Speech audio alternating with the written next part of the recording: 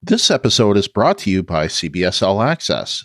If you don't already subscribe to CBS All Access, please use our affiliate link by going to talkthroughmedia.com/CBS.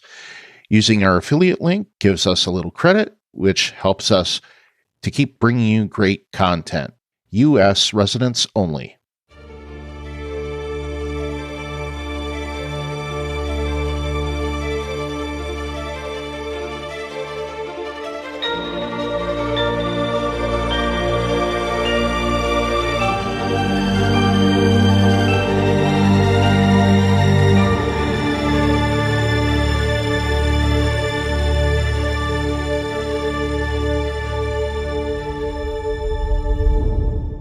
Hello, and welcome to this exciting episode of the Star Trek Picard cast. I'm Brian. And I'm Ruthie. I think this is episode 12. We haven't said that in the last couple. Didn't give a number. I am not a number. I am a free man. Uh-huh. And when I am not trying to get toilet paper at the store. Oh my gosh. This is for historical context. Apparently, everyone is freaking out and buying up all the toilet paper. I do not understand that, but the funny thing is, before there was a run on toilet paper, I went to the store last week and 3 times in a row I bought toilet paper, and now I look like a genius. That's funny. Yep. I usually buy my toilet paper at Sam's, so I get like a huge thing. But since I've started driving a scooter, I don't really have the capability of transporting it. So I haven't gone to the store for toilet paper in a while. But that's because I had that huge thing and I haven't really needed to. Well, I'm getting close to the time where I kind of need to. So I'm like, oh dear. I mean, I should be fine for the next couple of weeks or however long this run on toilet paper is going to last. But I don't understand it. Well, when I was at Walmart, they have Walmart grocery stores here. And same here. So I was at the Walmart grocery store and all the toilet paper was gone. Almost all of the facial tissue was sold out, and almost all the water was sold out, which to me would have been the first thing I would have thought gone. Or water and facial tissues makes more sense than toilet paper. Yeah, people are confusing this with Ebola. Yeah, I don't get it. And the coronavirus is not supposed to cause diarrhea, gastrointestinal distress. So anyway, I guess you could say, what is this bizarre segue that's happening right now? Can we maybe stay on point? It's historical context. Fred, you warned us about this coronavirus. We didn't take you seriously, and now look at us. Speak for yourself. I didn't not take him seriously. I'm just not concerned and darting to the store trying to get toilet paper for some weird reason. Anyway, speaking of broken toilet paper, we are going to talk about Season 1, Episode 8, Broken Pieces. But before we get started with that, we have feedback for the last episode, I think mostly. So open hailing frequencies.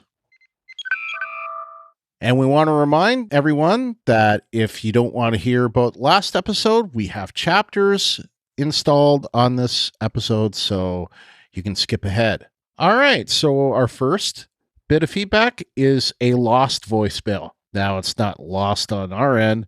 Steve accidentally sent it to the wrong email address. Oopsie. So we didn't get it, but now we did. So we're going to play it for this week. So this is for Season 1, Episode 7, Nepenthe. There we go.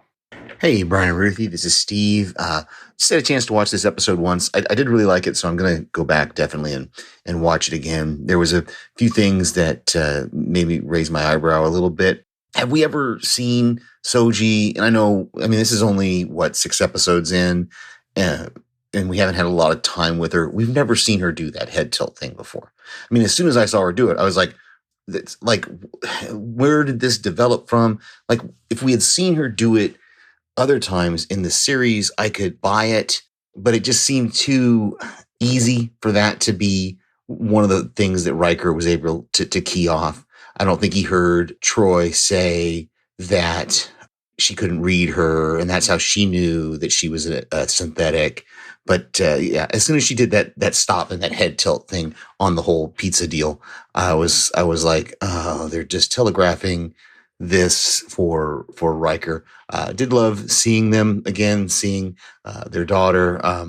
This with the son, this kind of subplot there. I wonder if we're going to get more about that later, or if this is just kind of a one-off that we're going to see Riker and I don't know what her first name is. I didn't watch TNG, but it was a really good episode. I enjoyed it. Kind of slowed down the pace again a little bit, but that's okay. And with Girardi, so whatever she injected herself with, was that to get rid of the tracking thing that she swallowed and chewed up from the Commodore? Maybe you guys have cleared that up already. But anyway, I'm definitely going to watch it again before next week. Talk to you later. Well, thank you so much, Steve, for your first of 2 voicemails tonight. And the next one, of course, is talking about this episode. But so some little things about this episode. We did see the head tilt, actually, once. I don't even know if we talked about it, though. But I think we did. Maybe briefly. Yeah, I remember somebody somewhere mentioned it, and we said something about it, I think.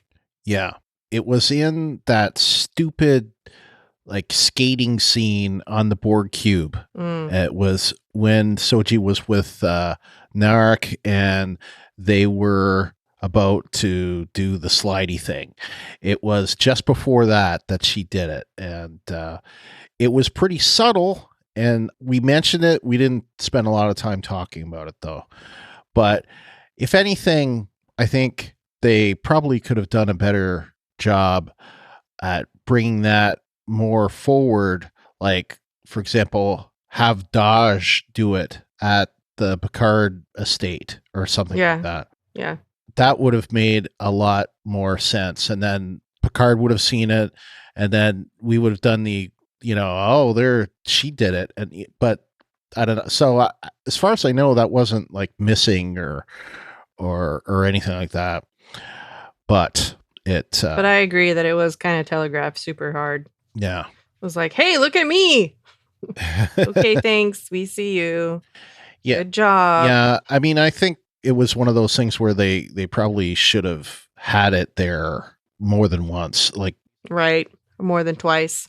Yeah, I think it would have benefited from seeing her do it several times, because then it would, wouldn't have stood out so much, I think, which I think would have been a good thing, but whatever. It would have been a good thing, I think.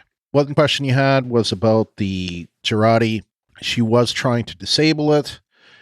It was one of those things where she could take this thing and, there was possibility of death, but she was trying to get it out of her and neutralize the whatever it was. And apparently it was the tracker from Star Trek 6. And that was something that Michael Chabon, who has been a fiend on Instagram, and especially the last 3 episodes, he has been answering practically every fan question that is being asked of him, including 3 of mine this week. So anyway, he had mentioned, he had confirmed that was Star Trek 6 reference, the tracker. So, but anyway, thank you for your voicemail. All right, next is Mike from Arizona. All right, Mike from Arizona says, thank the baby Picard sleeping in a Stargazer manger for 59 wonderful minutes.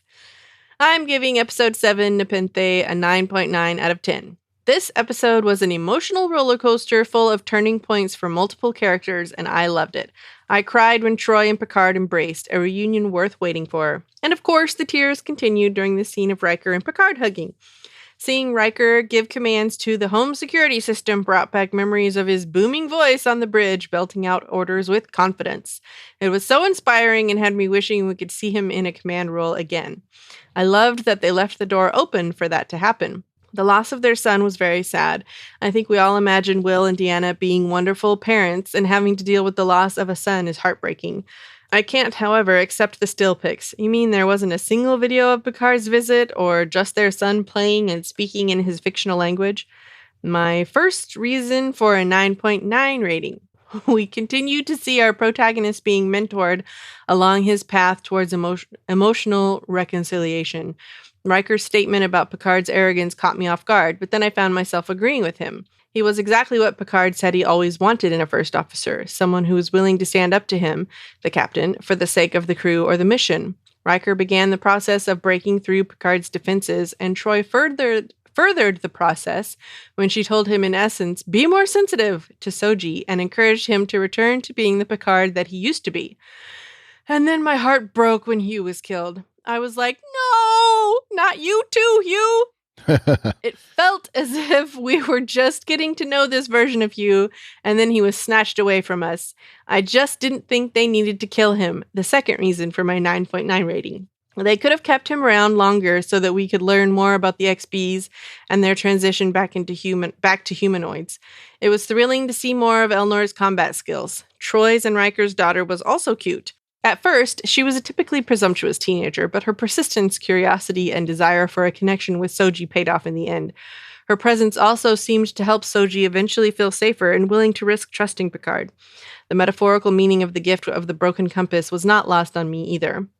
Let's not forget racked with guilt Jurati. Well, now we know more about what happened between her and Commander O. We just don't know the entire narrative that Jurati came to learn, only devastating images. And from the looks of next week's episode, we'll get more of those blanks filled in. I really felt her conflict in this episode. I was like, tell Ruthie, girl, she'll understand. But nope, she couldn't bring herself to speak the words. Instead, she decided to stop playing O's game and neutralize the chemical used to track her. But I still want her to have a public reckoning with the crew about her deception, and I suspect that will come in the next episode. I wonder if we might learn if Romulans, Elnor perhaps, can perform a mind meld? Overall, I thought the writing and directing were very well done for this episode. I even think it was tighter than previous episodes in that there were fewer moments of confusion in the dialogue, and I think we begin to see Picard emerging from his emotional cocoon and attempt to be more sensitive when he asked Soji to look for indications in his physiology that indicated he was being truthful versus dishonest. However, I wish that Picard had explained to Riker what Maddox explained and suspicions he had of Starfleet's involvement. In not telling Riker, he just maintained the very behavior that Riker gave him feedback about. I want to see the Picard that, once given feedback, could take it in and pivot on the spot as he did in Star Trek First Contact when Lily called him Ahab. The Picard that could evidence humility on the spot. I hope this Picard makes a debut by the end of this season. That's all from me. Thanks, Brian and Ruthie. I continue to love the podcast. Listening to it has become a favorite activity on my Monday morning drive to work. Thanks for making Mondays fun again. Well, thank you, Mike. Really appreciate the kind words. And I think it's funny because I've found myself doing this as well, trying to justify a 9.9 out of 10 rating.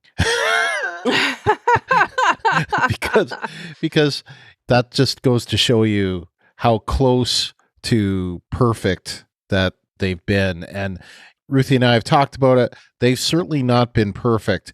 And it's kind of the thing where there's been questionable things or whether there's been like issues with writing or issues with the story, they've been the exception rather than the norm. Like so much of it is like really hit well.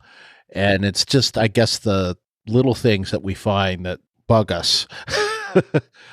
But yeah, that's my take. For sure. I don't know that we necessarily learned more from this week about the mind meld. Well, I think we did. Well, I guess we'll talk about that. And unfortunately, we got more questions out of it, but I did learn some more. And of course, I learned some through the little ceremony that we watched, which I would say that was a pretty crazy ceremony with a high mortality rate. Mm-hmm. Yeah.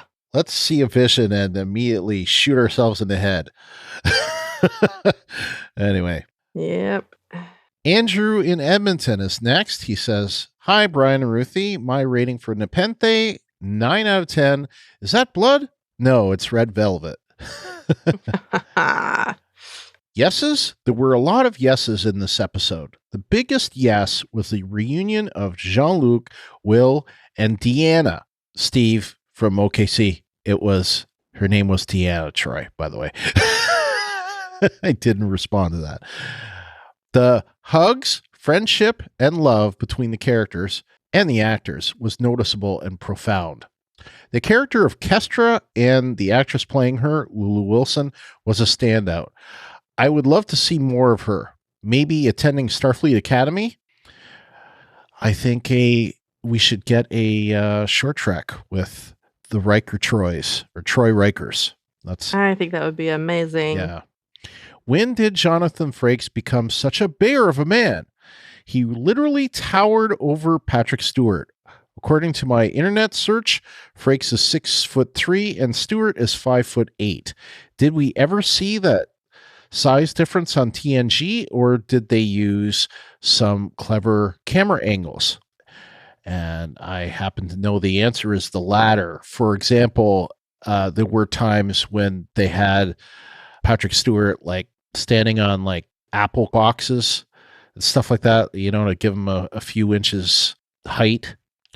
So they do that kind of thing all the time. Yeah, but they were still, usually you could tell still that Jonathan Frakes was taller than Patrick Stewart. Yeah.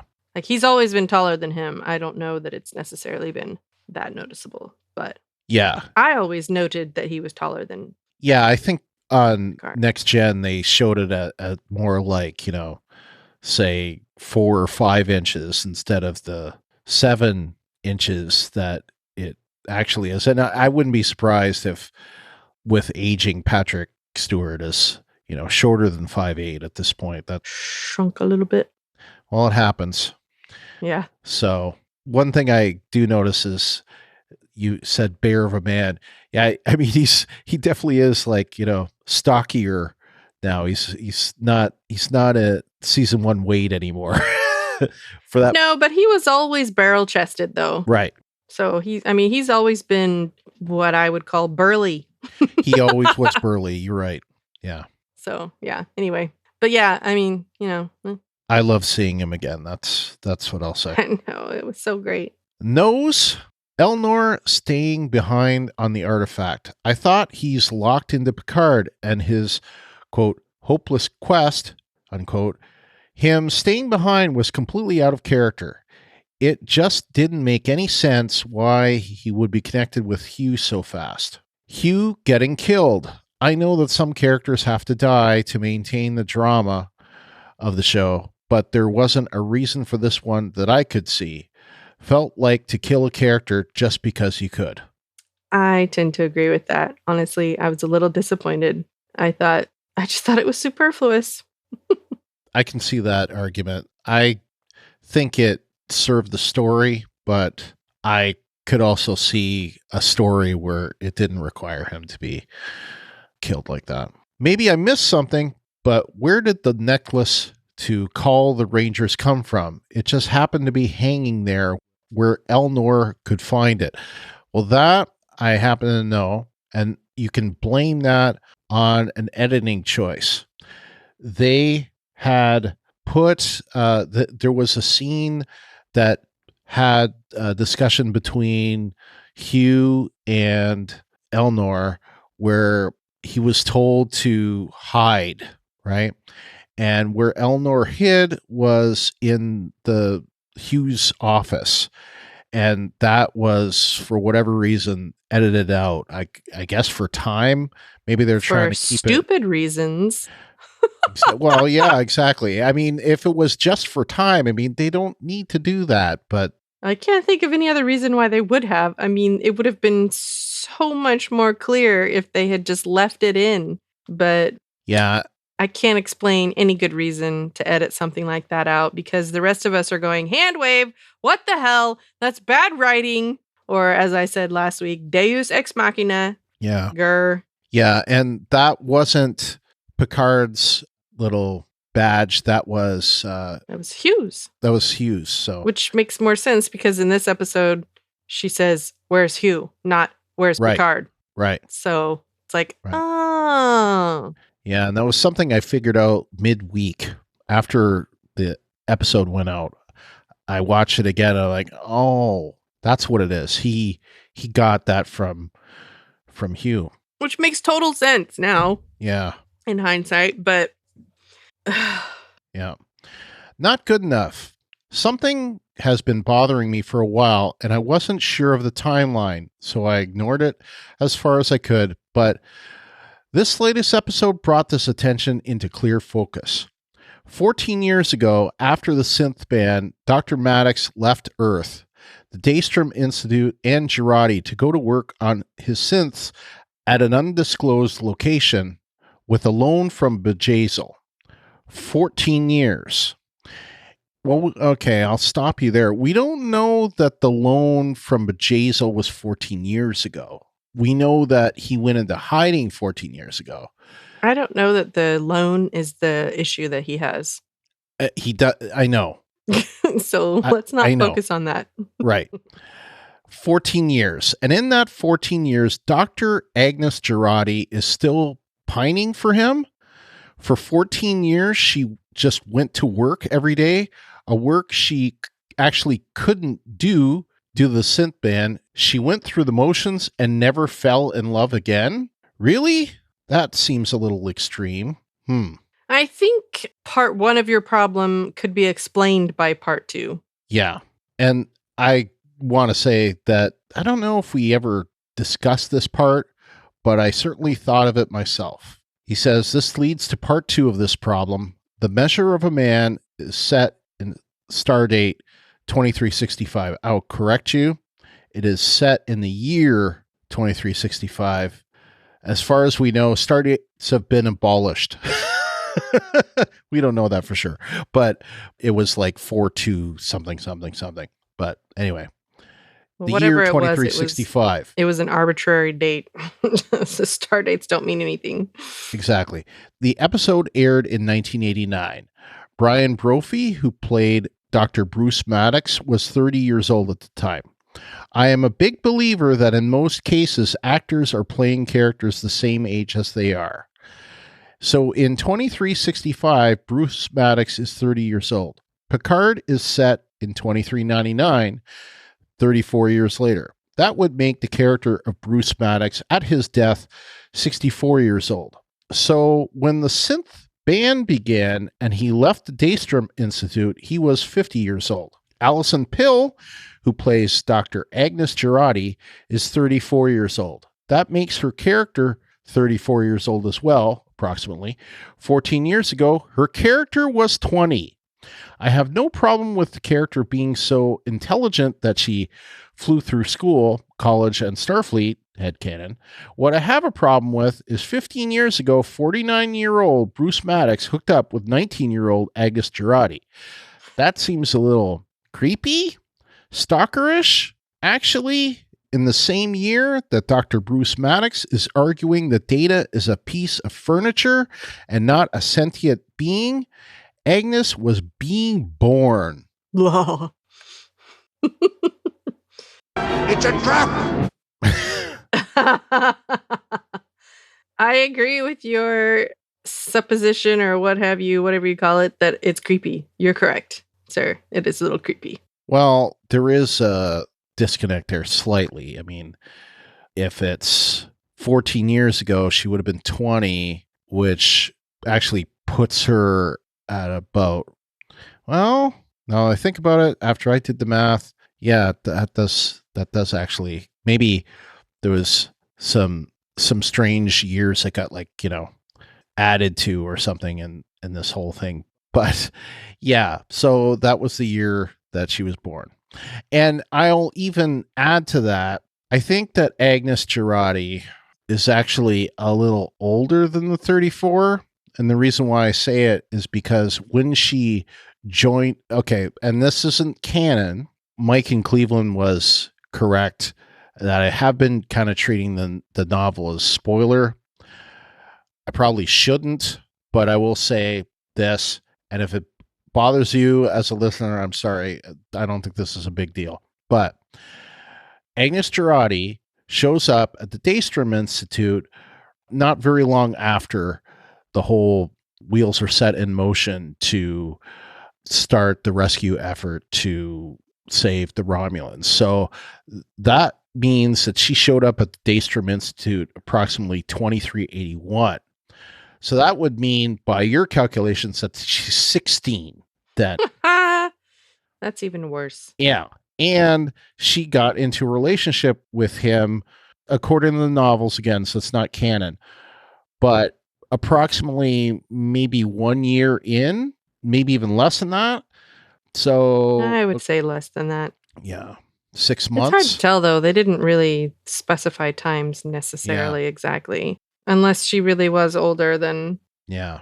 Nevertheless, even if Agnes Girardi today in this show is 40, she's still really puts her young. at like 19. Yeah.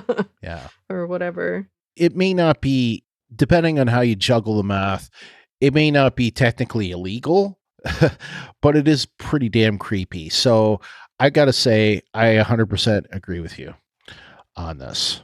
So, yep. Then he ends with, I love the podcast, guys, and looking forward to the next 3 episodes. Well, thank you so much. And you bring up some good things, especially the... Good creepy points. I don't know. Maybe that was the reason why Brian Brophy didn't want to do it, because he looked at it, he's a professor, and that would have been like, that means I'm like sleeping with my student. I don't want to do that. Maybe. I don't know. Or if he doesn't have his SAG card anymore. Yeah. Well, either way. Either way, it's still creepy. Still creepy. I don't know. We've seen child prodigies before and whatnot. And honestly, after having listened to Trekonomics, it makes sense that people would maybe accelerate through school more so than they do now. But she was already a medical doctor before she arrived at the Daystrom Institute. Yes. So she had already been to medical school. So she's working on a PhD at the Daystrom Institute, having already obtained an MD. So, yes. Bob from Michigan says, Kazinti, great Easter egg. Apparently this is from the animated series, episode 114, The Slaver Weapon. Way too much going on this season to actually have a Kazinti on screen, but now that they are canon, maybe in season 2? Alex Kurtzman, please make this happen. With 2 excellent episodes in a row, Picard feels like it has hit its stride, making Picard fully realize that he's not in a position to order Soji around, or anyone else for that matter, but to have a painful lesson in parenting was a great way to teach Jean-Luc some new interpersonal relationship skills. I'm very disappointed that Hugh is dead. I had really hoped he would be around much longer. I feel that killing him off is a mistake and that there is so much more that could be developed in his character. Hopefully we will see him again in flashbacks.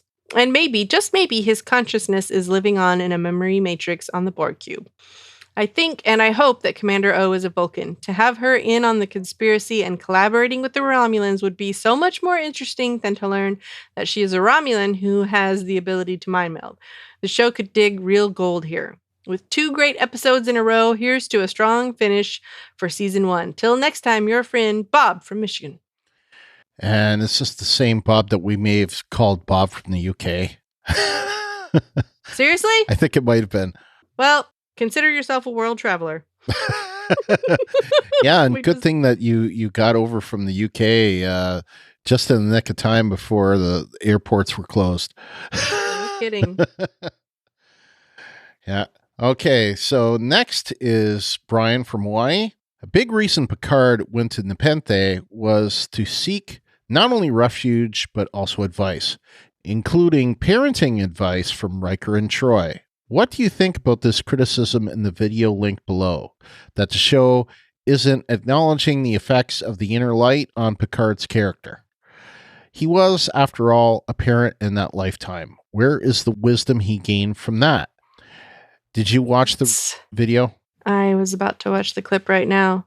He just said he lived a lifetime, so... I think the thing is that he lived a lifetime in 25 minutes, so it's probably not comprehensive. I disagree. I think that he said he lived a lifetime, and that's what it was, because it might have been compressed, but it was still all there and very impactful to him. And besides that, it wasn't, he didn't actually the time didn't actually have to pass for him to experience all of those memories. I mean, think of it as somebody putting a zip file of memories in your brain instead of the entire full-length file. I know Kung Fu.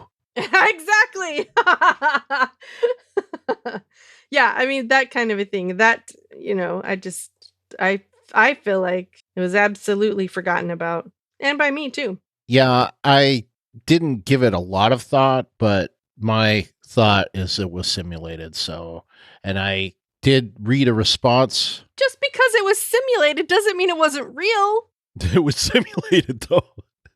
That doesn't mean that the experiences weren't real, or that the knowledge gained was not real. True enough. It's like Soji and her memories. That's what I'm saying. Yeah. Did I say last week about my whole spiel about what's real? I can't remember. We're all living in a simulation somewhere? No, I said I had a very important bit to make or a point to make, and I can't remember if I said it. Well, I remember that there was the use of the word real. There was a very important point that you wanted to make that you didn't make because you couldn't remember what it was. I don't know if it was that. No, I don't know if it was that. Well, do you remember me saying anything about being troubled by the use of the word real here? Yes, you did. Okay, good. You did mention that, yes. Then I probably said what I intended to say. Okay. I think this counts the same way, though. Just because something isn't necessarily tangible, in other words, it can be touched, doesn't mean it's not real. Just because it's a simulation doesn't mean the experiences weren't real. I mean, the entire holodeck is a simulation. Does that mean that those experiences never happened? No. I rest my case. All right, next.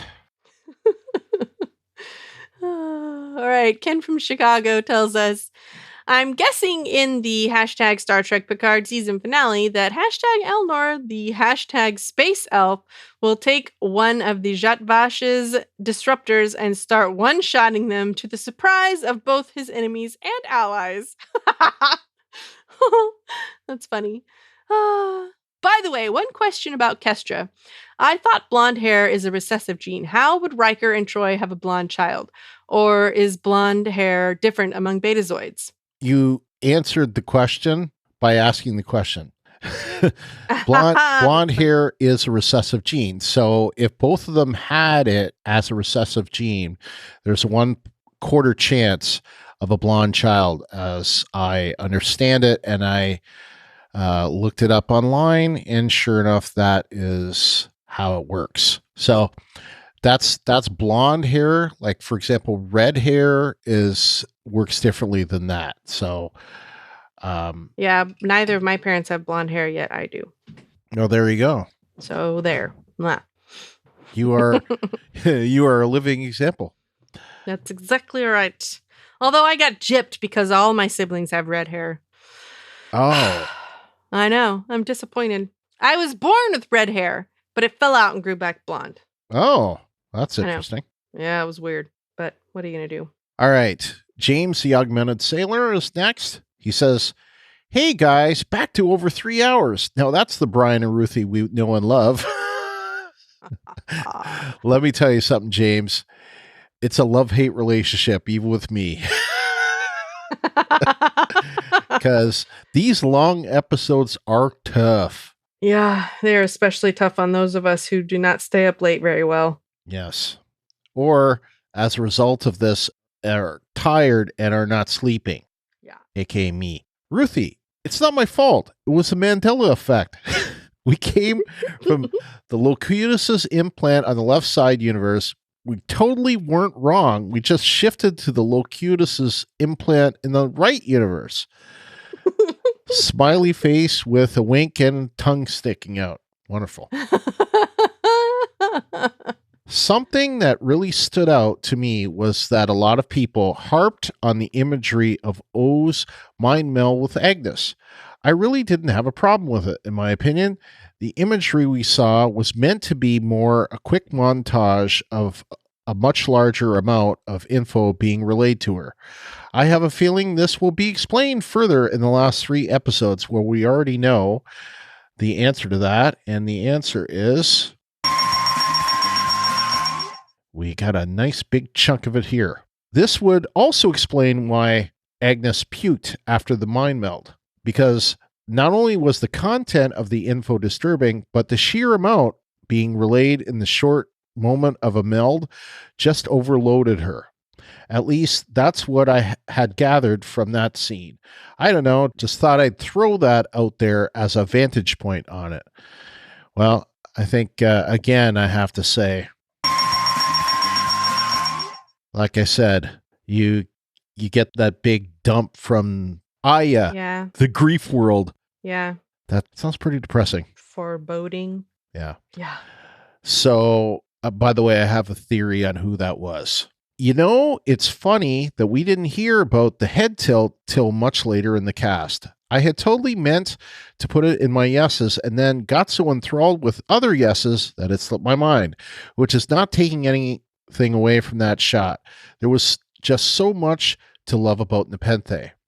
And I'll just say, like, what happens to me is I will be writing my notes, and while I'm writing notes, other feedback comes in, and then I'll stop, and then I'll go back, and then, I'm like multitasking and stuff. It can happen a few different ways, but if I don't put it in like the moment that I'm watching, and I tried to do that this week, what'll happen is, like I say, something will happen and it just gets lost. But what I think happened this time is I saw it in the docs, and the way that we read the stuff out to listeners, it's organized in the doc essentially in sequential order. So how we do the episode, how you hear it, is largely the same as how it's in the document. Now, I'll just say, and Ruthie knows this, it didn't exactly get recorded in that order last week. We had to do a bunch of mixing around stuff. We got stuff in last minute. We missed stuff. We did a few things out of order. There were 3 things literally we did out of order that I had to like grab from either several minutes or even like an hour later. So that was fun. And I say, I don't think should is really what is the important thing. I think it's when we mention, or I don't think it matters when we mentioned it. We did mention it. So that doesn't mean that it's less important because it was mentioned later, is what I'm trying to say. That is very true.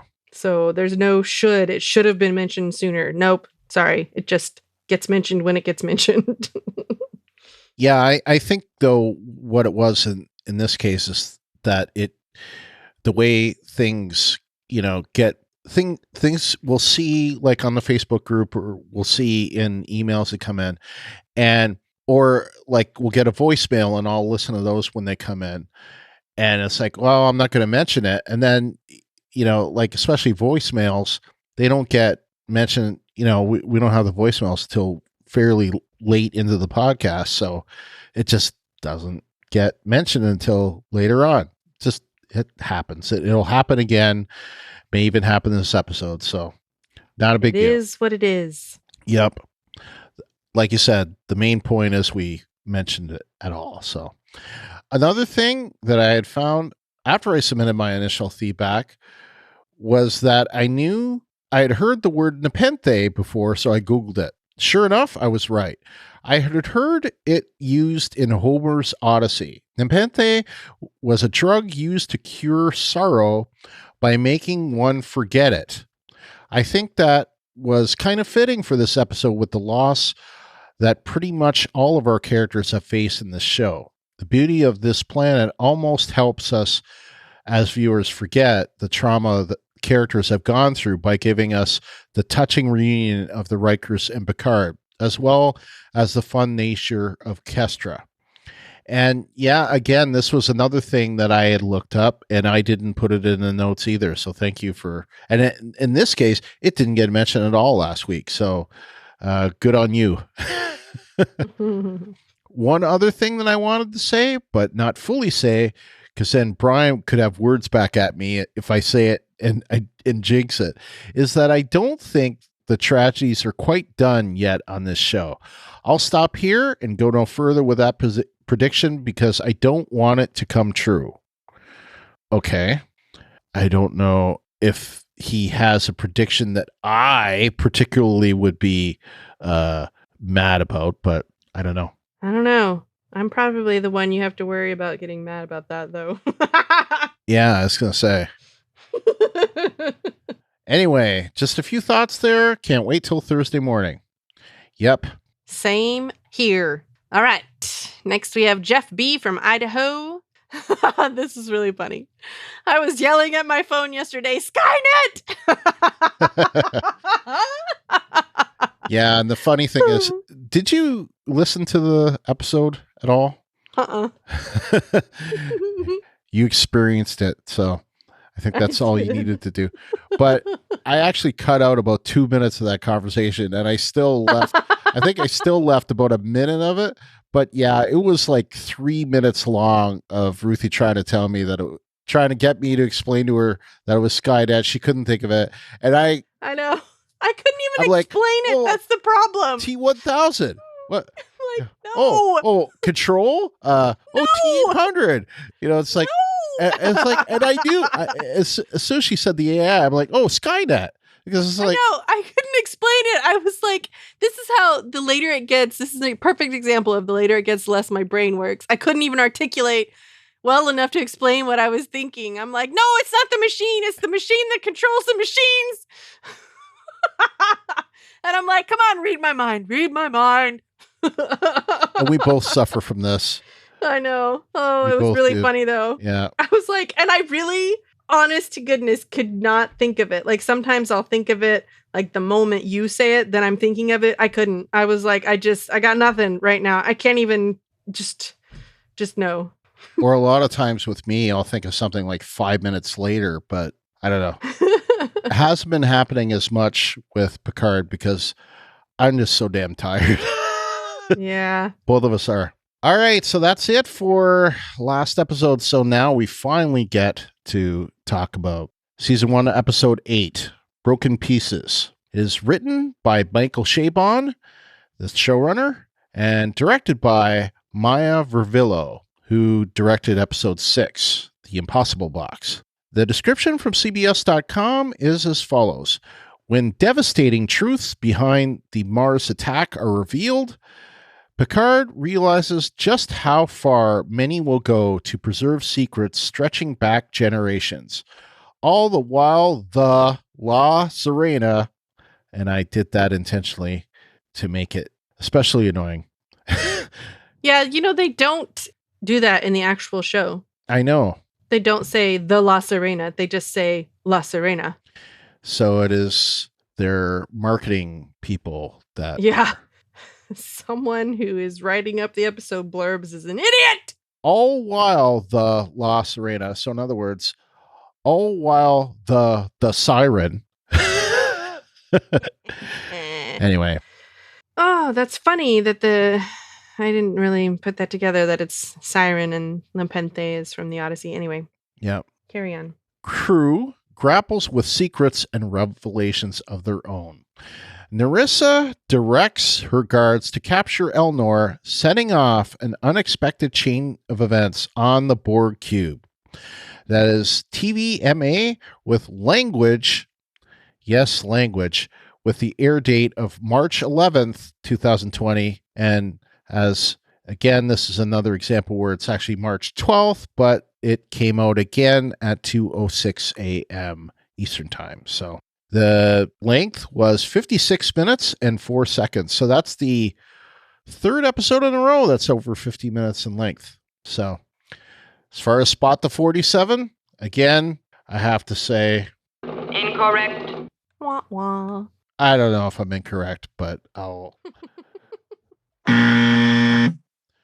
I haven't been able to find any, but I haven't really looked. So if it's graphically, and I've asked Shabon twice, where are the 47s? And he's not responding. He's answered me 3 times, but where the 47s are not one of them. So, all right, Ruthie, what did you think of this episode? I really liked this episode. I really like when we get answers, and sometimes those answers lead to more questions. But yeah, I'm going to give this episode a 9.5. Are you going to assimilate me now? I'm going to give this one a 9.61. No. Okay.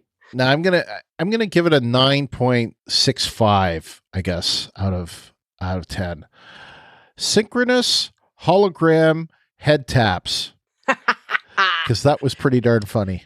That was funny. All right, so let's go to listeners. All right, listener ratings. James, the Augmented Sailor, says Broken Pieces is 9.4. Actually, I don't know how to work this. I thought that was funny. I know I did too. Wes from Minneapolis also gives Broken Pieces a 9.4 French fry dips in peppermint ice cream out of 10. Nice. Fred from the Netherlands giving us our only 47 out of 63, which is approximately 7.5 out of 10. 5 Orphan Blackie Rheosis in one room. Yes. Originally, he says his grade was a 6 because of too much expositional blah blah, but it was boosted up to a 7.5 by 1, the discussion between Soji and Picard when eating together, and 2, 7 of 9 as Borg Queen. Yes, Orphan Black. Yeah. It definitely reminded me, that whole thing reminded me, except for the synchronous head taps. Yeah. It definitely reminded me of Orphan Black this week. Edwin from Arizona gives it a 9.6. We must finish our work. Brian from Hawaii says Broken Pieces gets 9.9 out of 10. Picard with his mojo back. LT from NC also says he's going to give this a 9.9 out of 10. Black Flag Operations. Nice. Ken from Chicago says hashtag Star Trek Picard episode 9 of 9 awesome 7s. And I responded to him. I said, it's episode 8. And he replied, the focus on 7 of 9 distracted me from it being episode 8. 7 of 9 in episode 8. Yep. Aaron from Ohio, speaking of 8s. Yeah, this was a very good story. I'll give it 8 not so randomly placed suns out of 10. I see what you did there. So did I. All right, Steve from OKC says 9.9 out of 10. Giant, all-encompassing, paranoid conspiracy theories. All right, so it's now time for our yeses. Yes! James, the Augmented Sailor, says, the Hollow Powwow with Raffi. As much as I had originally wished all Hollows should be Robert Picardo, I've really come around to enjoying these guys. Cabrera's performance really brings them to life. I love that the Chang is Scottish. I did too. Yeah, me too. This was also a huge yes for me. I thought their interactions with each other and with Raffi were just absolutely golden. Yeah, I even had that as well. I said the 5 broken pieces of Rios with the Raffi scene. I thought that was particularly hilarious. And, I obviously mentioned the head tap thing. Brian from Hawaii also had this in his yeses. He says, speaking of holograms, it was fitting to see that the new EEH hologram is indeed Scottish, as we had wished. I really enjoyed Raffi's meeting with all 5 of the holograms to get to the bottom of what was haunting Rios. And I have to credit Raffi for coming up with that idea, because it made perfect sense. Yeah.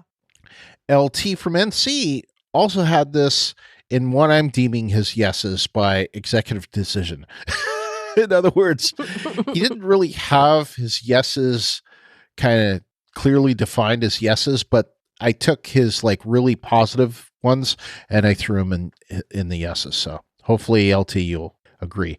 He says, I just loved Raffi's interviews with all the holograms. And of course we have a Scottish engineer. Of course. Getting to more yeses from James, he says, Rafi's showing her skills as a problem solver. You really get why JL holds her in such high regard. I just hope that her immersing herself into her work now isn't putting off her personal baggage. I hope so too. And yeah, you can really see something that was in the novel, like her ability to come up with the facts, come up with people please and work people well. And so I'm glad that we're seeing this in her here, because her character could have went way off into junkie territory. Yeah. Could have been like watching Breaking Bad or something. Now we know why the Romulans knew there was a nest of synths. Yes, it does. And in fact, I guess the possibility came up 9 years ago on the Ibn Majid. And it also explains why the Ibn Majid was covered up. And he says, the reveal on why Commodore O can mind meld. Hashtag James is right. I do believe I brought up half Vulcan, half Romulan possibilities last week. Hashtag patting myself on the back. I say you can't hashtag yourself as right. Yeah, exactly. Who gets the benefit of that? But you're supposed to let other people hashtag you're right. You didn't even give us the chance. Oh gosh. Oh, James. LT from NC had this as well.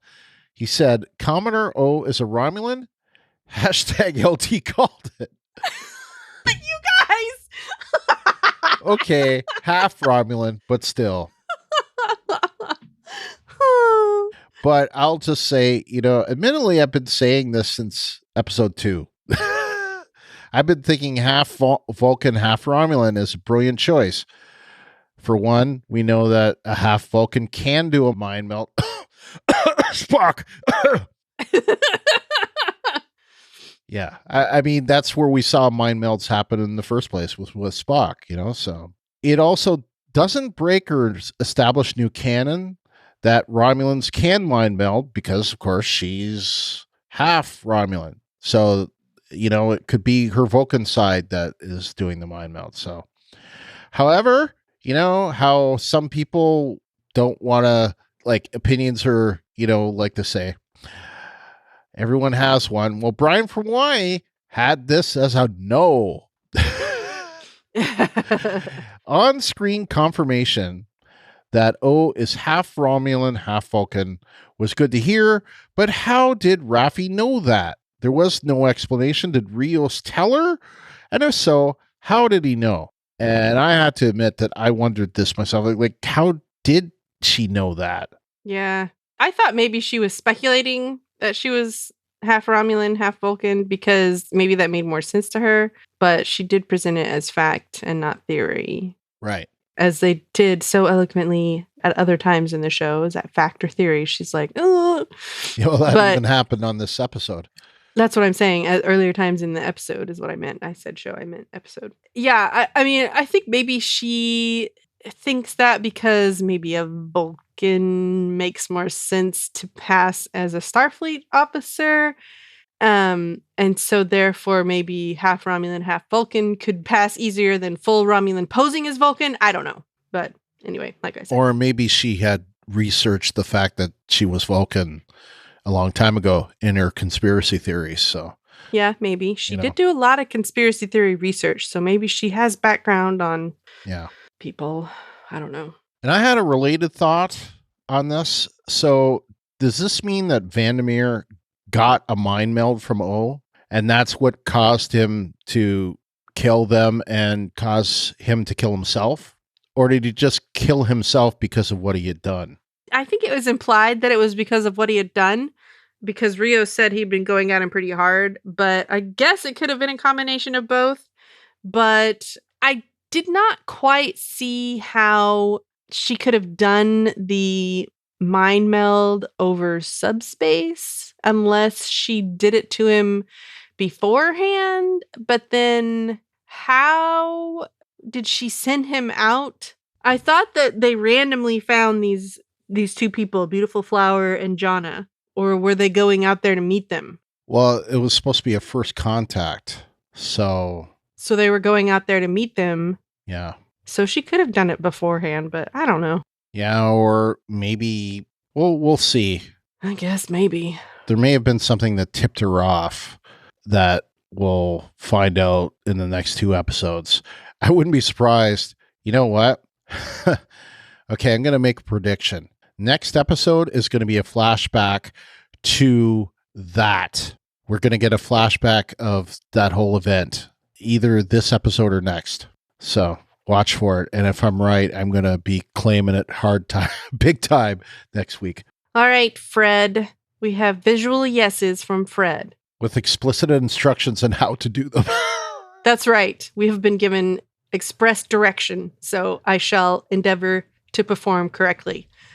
The Jatvash ceremony on the planet Aya. I want to stop you right there because it's worth saying. We don't usually have them all in the blog post as the episode is released, but go back to the blog post that accompanies this episode, and we have a lot of images that Fred provides us that go with the episode, and I make it a special highlight. His visual yeses are among the images that you'll see in the blog post, so check them out. So just wanted to make sure you guys all knew that. All right. Next, he has some close-ups of Narissa during her monologue to unconscious Auntie Rhonda. Yeah, there were some good camera angles there, I thought. Yep. Admiral Clancy's face when she says, Admiral Picard, with all due respect, shut the up. Soji and Picard eating. The view through the cargo net. 5 orphan Blackie Rioses in one room and hitting their own heads to get information out. Obviously, Fred enjoyed that one too. Yeah. 7 getting connected to the Borg hive mind. Oh, that was great. That was intense. Yes. Narissa and her Romulan guard looking at all the Borg alcoves getting activated. Yeah, definitely. I want to spend a little bit of time with this next yes, and it's from Brian from Y, because we got a lot of people saying the same thing, and you're going to get an opposing view. A big yes for me in this episode is that Picard seems to finally be himself again. He showed ample empathy, optimism, and integrity during all of his scenes. For example, he stood up resolutely to Clancy. I also loved the scene where he tried to take charge, sat down in the captain's chair, and started to operate the ship, but didn't know how to work the holographic controls. I love that too. The music accompanying that scene was funny as the Picard theme crescendoed and then suddenly was cut off when he said he didn't know what to do. Yeah, that was pretty good. Wes from Minneapolis also had this. He says, I only have one big yes. This episode brought back the optimism. Like, that's the Star Trek I remember. And Ken from Chicago also said, finally, hashtag Picard is back. And I have to say that I had the completely opposite opinion of this. I think, if anything, this shows that Picard is not coming back. Au contraire, mon capitaine! He's back!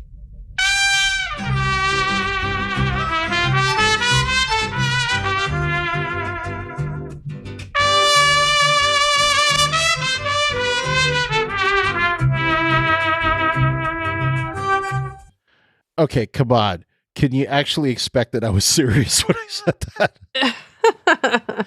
I wholeheartedly agree. And I have to say, that's, to me, one of the funniest scenes that Q ever had in the show.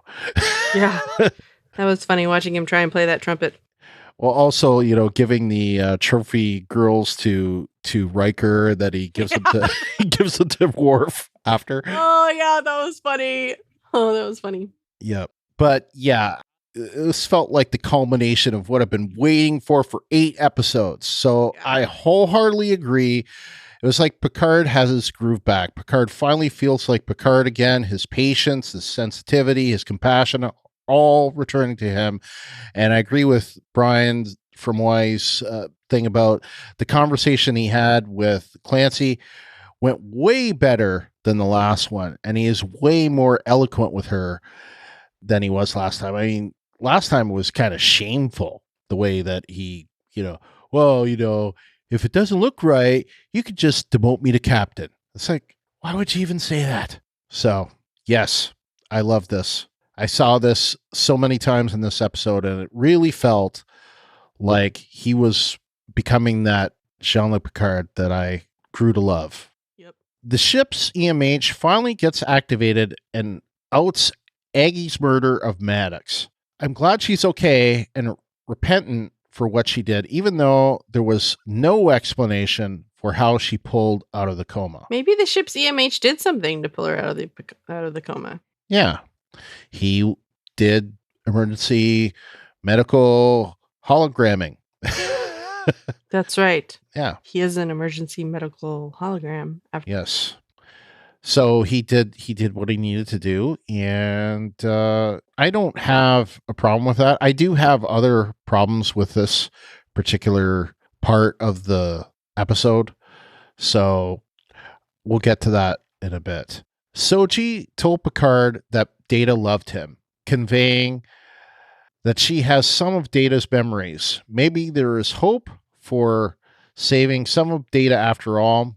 Also, she knows about Borg transwarp conduits, so she must have Borg tech in her too. And I said, for me, I agree with this. Soji and Picard in particular, I liked when Soji asked about Data, and Picard tells her about him, and then she told Picard that Data loved him. And I got a kick out of a particular part of what Patrick Stewart said. I didn't get a clip from it, but I'll read it.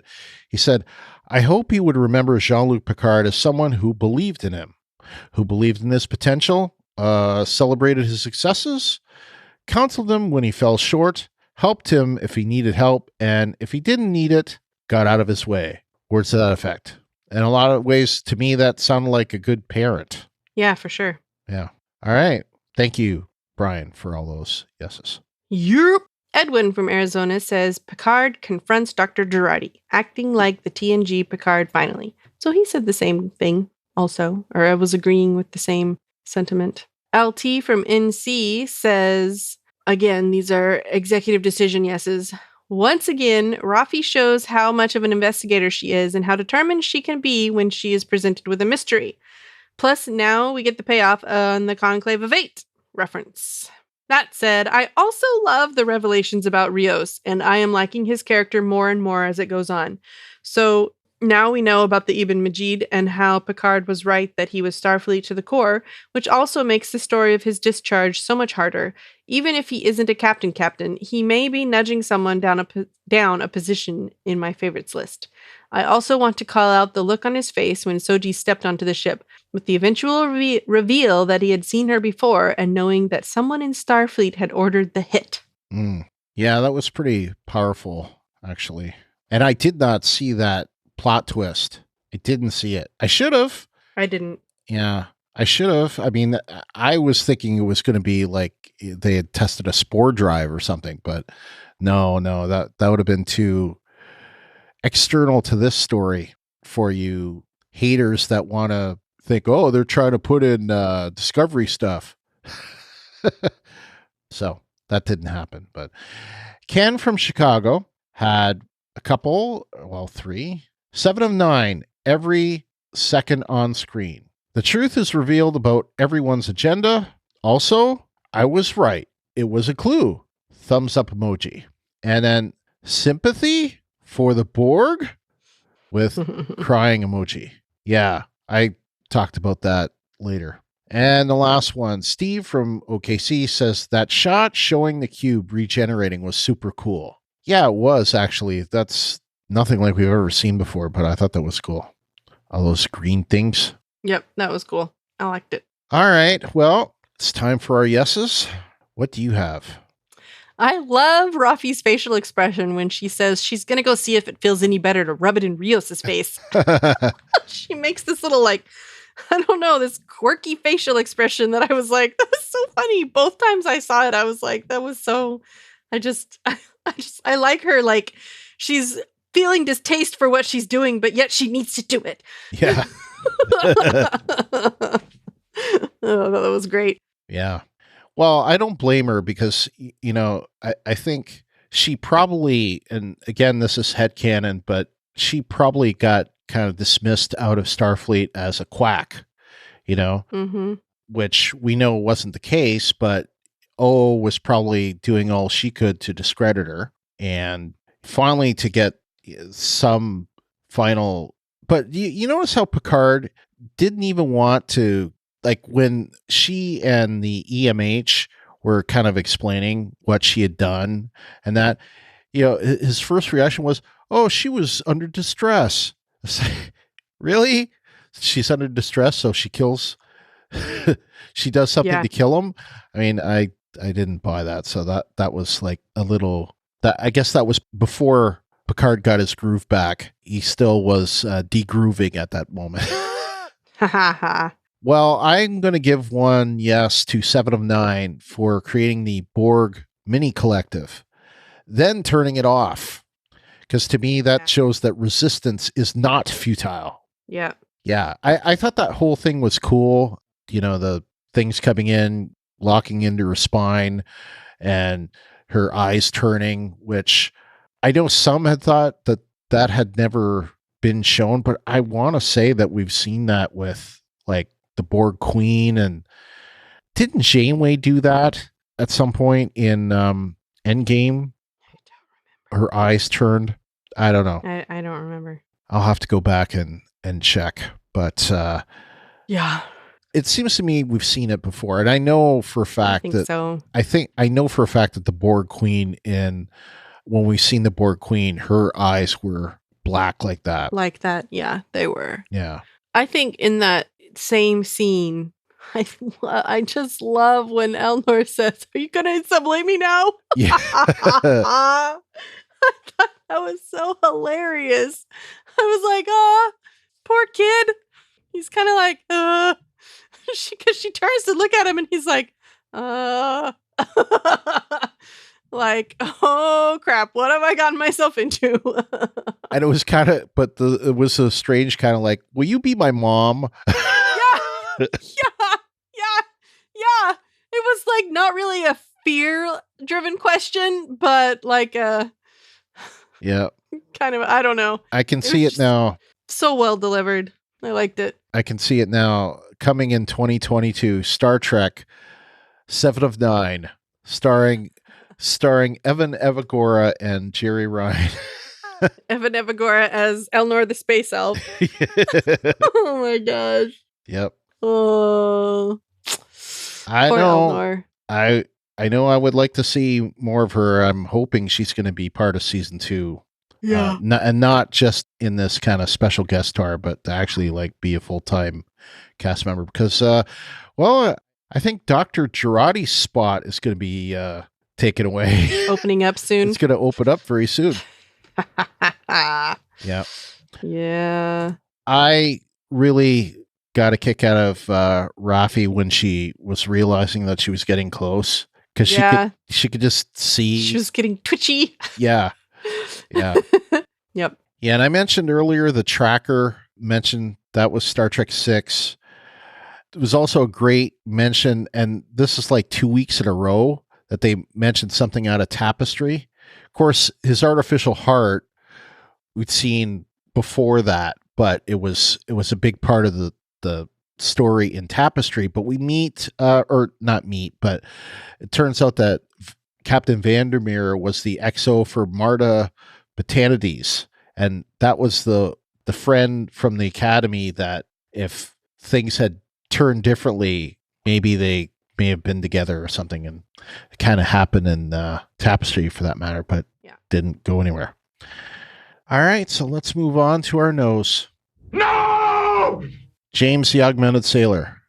The Zhat Vash secret would drive someone insane was just the potential for history repeating itself? That's a little weak. I could see if there was time travel involved and they were trying to prevent a known future from being fulfilled. But potential? And why was there a brief glimpse of Data in this vision of the past? I really hope this gets more fleshed out to make it more of a grave concern. Really, my only no, but a pretty big one. Well, there's a couple things to say about that.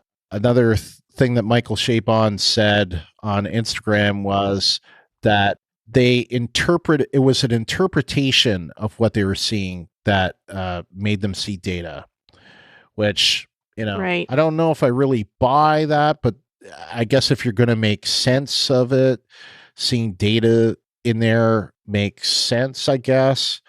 But of course, Data at the time that they see this vision, Data is dead. So, well, I mean, that makes perfect sense to me because I think O showed Girardi her interpretation of what she herself saw. So Girardi didn't get the images straight from the horse's mouth. She got it secondhand. right. And with the slant on it, if you will, of O's interpretation. So according to O, this is going to happen and it's going to be a horrible thing if synths are allowed to, whatever. But if Girardi had actually seen the actual images herself, she might have come to a different conclusion. We don't know. I think she would have come to a different conclusion. It's the same conclusion that Picard she definitely would have. Yeah. And to me, I think I'm not going to give this a no. I see where you're coming from, but to me, it just tells me how stupid Romulans are. Yeah, I think it makes sense that a society like the Romulan society would misunderstand the message. Yeah. Because they are, like Picard said, they are all about secrecy and fear. Right. That's their whole shtick. The right hand doesn't know what the left hand is doing, et cetera, et cetera. And they treat it like this is the only way the future can unfold. And I think any of us would say, no, that's not true. What happened was what happened to them. And it wasn't what happened to, it's not a foregone conclusion. It's not the only way that it could have played out. So I think if they had ever shared this vision with anyone, if they had just, if they had done the thing that they should have done, which was to share what they know and not, hey, you come check this out. Yeah. They would have come to a different conclusion, or they at least a different conclusion would have been an alternative reading of it would have been, given to them. And it never was. Because there's a reason why we say there's your version, my version, and the truth.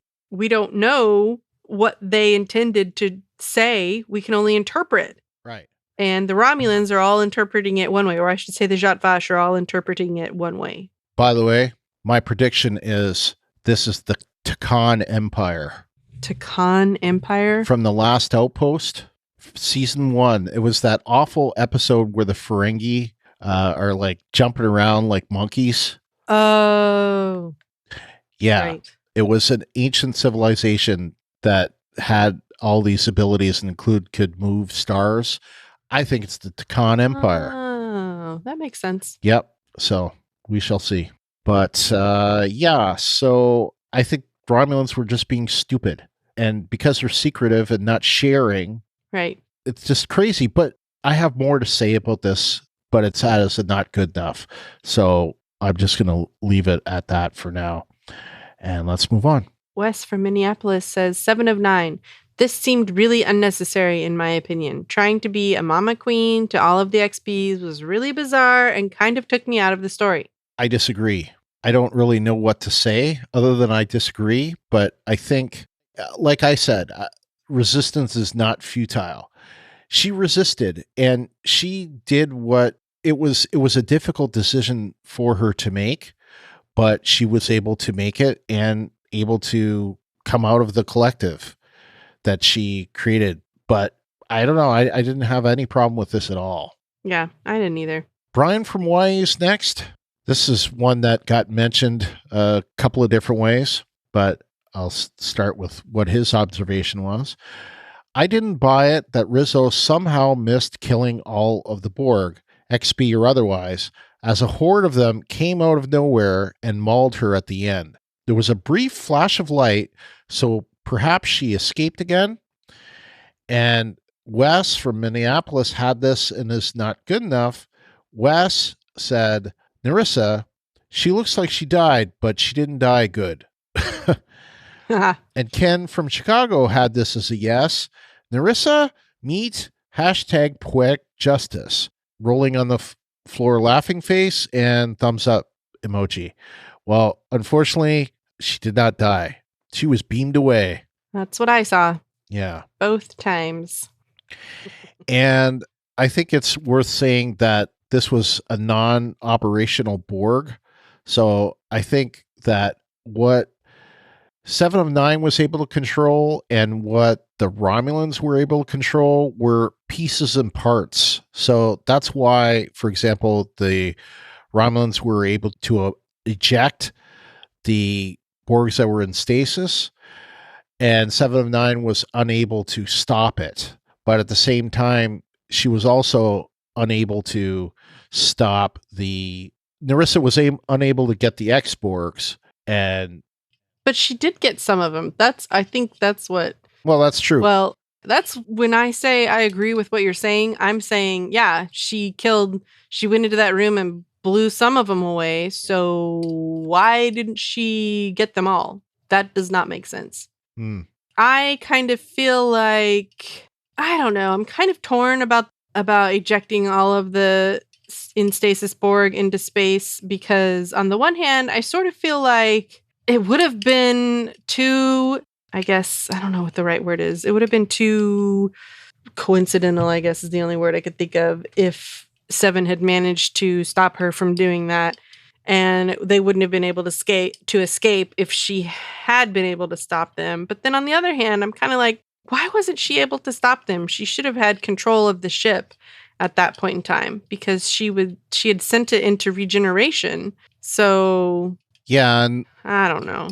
The way that I took it, and this was another thing that I saw Shaban respond to, is that the cube was partially under Romulan control and partially not working. So there was only so much that either one of them can control, which I get. But I mean, one thing that came up, and this was in a voicemail that we were told not to play, but I'll just mention it. I'll keep your name out of it. But this person said that we've seen Borg get ejected from space and live. And that is a good point. What I will say, though, is that they were on functioning cubes. So the fact that it's not a functioning cube does throw a little bit of a monkey wrench into that. So it is very possible that wouldn't matter. So, but it's also possible that it would matter. And it's also possible that with the control that is not quite there on this cube, 7 of 9 may not have any ability to get those Borgs that were in stasis back into the cube. So, she may be unable to get them anyway. Well, I don't know. We'll see. Maybe we'll see them. And maybe she'll reinstate the cube and, start assimilating for good. She'll network everyone. There you go. Yeah. I don't know. It was kind of, seemed, it was a little too, I don't know, that just something was off about it. It was a little too, because she should have been able to kill all of the XBs. So I don't know why she didn't. I don't know. Reasons. Yeah, because reasons. Exactly. Because otherwise, I don't know. Just blah. Anyway, it was off. That's all I have to say about it. Okay. I had something to say about this next one too. Rios, like Soji, keeps paper photos around. Wouldn't they have hollow images like the one Data kept of Tasha? Yes, they would. And I don't like that they're using all these photos. It doesn't feel 24th century. I don't really understand why they've done this. They didn't even do it in Discovery. It doesn't feel authentic. No. Honestly, it irritates me because I don't know very many people who have actual physical photos now. Yeah. like, I have photos from the days where that was the thing to do, but yeah, don't all my anymore. photos are 20 years old. Yeah. Probably-ish. Mm-hmm. But I mean, most people now have like digital picture frames. So I don't know. It just doesn't make very much sense. Anyway. Here's an additional thing. Rafi mentioned a Walkman at one point. Was she referring to Rios's record player? I thought it was odd. And before you respond to this, isn't it kind of funny that the very first like kind of MP3 player was the Diamond Rio? Like Rios. Huh. That's funny. That was even before an iPod, but yeah, okay, Walkman, not the same thing, but anyway. Yeah, I'm pretty sure she was referring to the record player, but just didn't know what to call it. Like, if we saw something from 200 years ago, but didn't know exactly what it was, I might call it the wrong name. And Sony isn't going to pay for it being called record player, but they might pay if it's called Walkman. Yeah, exactly. I don't know. Finally, I have to call out that both Picard and Rafi misused the word theory a few times. You know, this is a pet peeve of mine. Yeah. Dude, that's all on you. There are 6 definitions of theory, and this is valid for 5 of them. I'm sorry. Just because you don't like how theory is used doesn't mean that it's colloquialism. And it doesn't mean that it's, dude, it's a valid way. Like Merriam-Webster's dictionary uses it. So I don't know. I think you're a little extreme with that, but whatever. Then again, yeah, you know, I don't like it when people use beg the question the wrong way. So I understand what you're saying. But when they say it, they're actually misusing it. I was just gonna say that. I was gonna get you mad, but you said it before I did. Yes. That's funny. All right, Steve from OKC says the Jat Vache recruitment ceremony. Yeah, that was quite a killer, huh? Yep, an 80% mortality rate. Yeah, no kidding. Oh my gosh. The question that I have, Ruthie, with that is, do you think that would make all species go mad like that, or was it just the Romulans that would take it that way? I think it's just the Romulans and other like-minded societies. Okay, what does that mean? Well, other societies who are secretive, who live by fear. Okay. Who aren't like, the only way I can describe Romulan society is similar to what I imagine it's like being in North Korea. The government controls. That's a good example. Yes. It's exactly what I was thinking the entire time I was reading or listening to the book.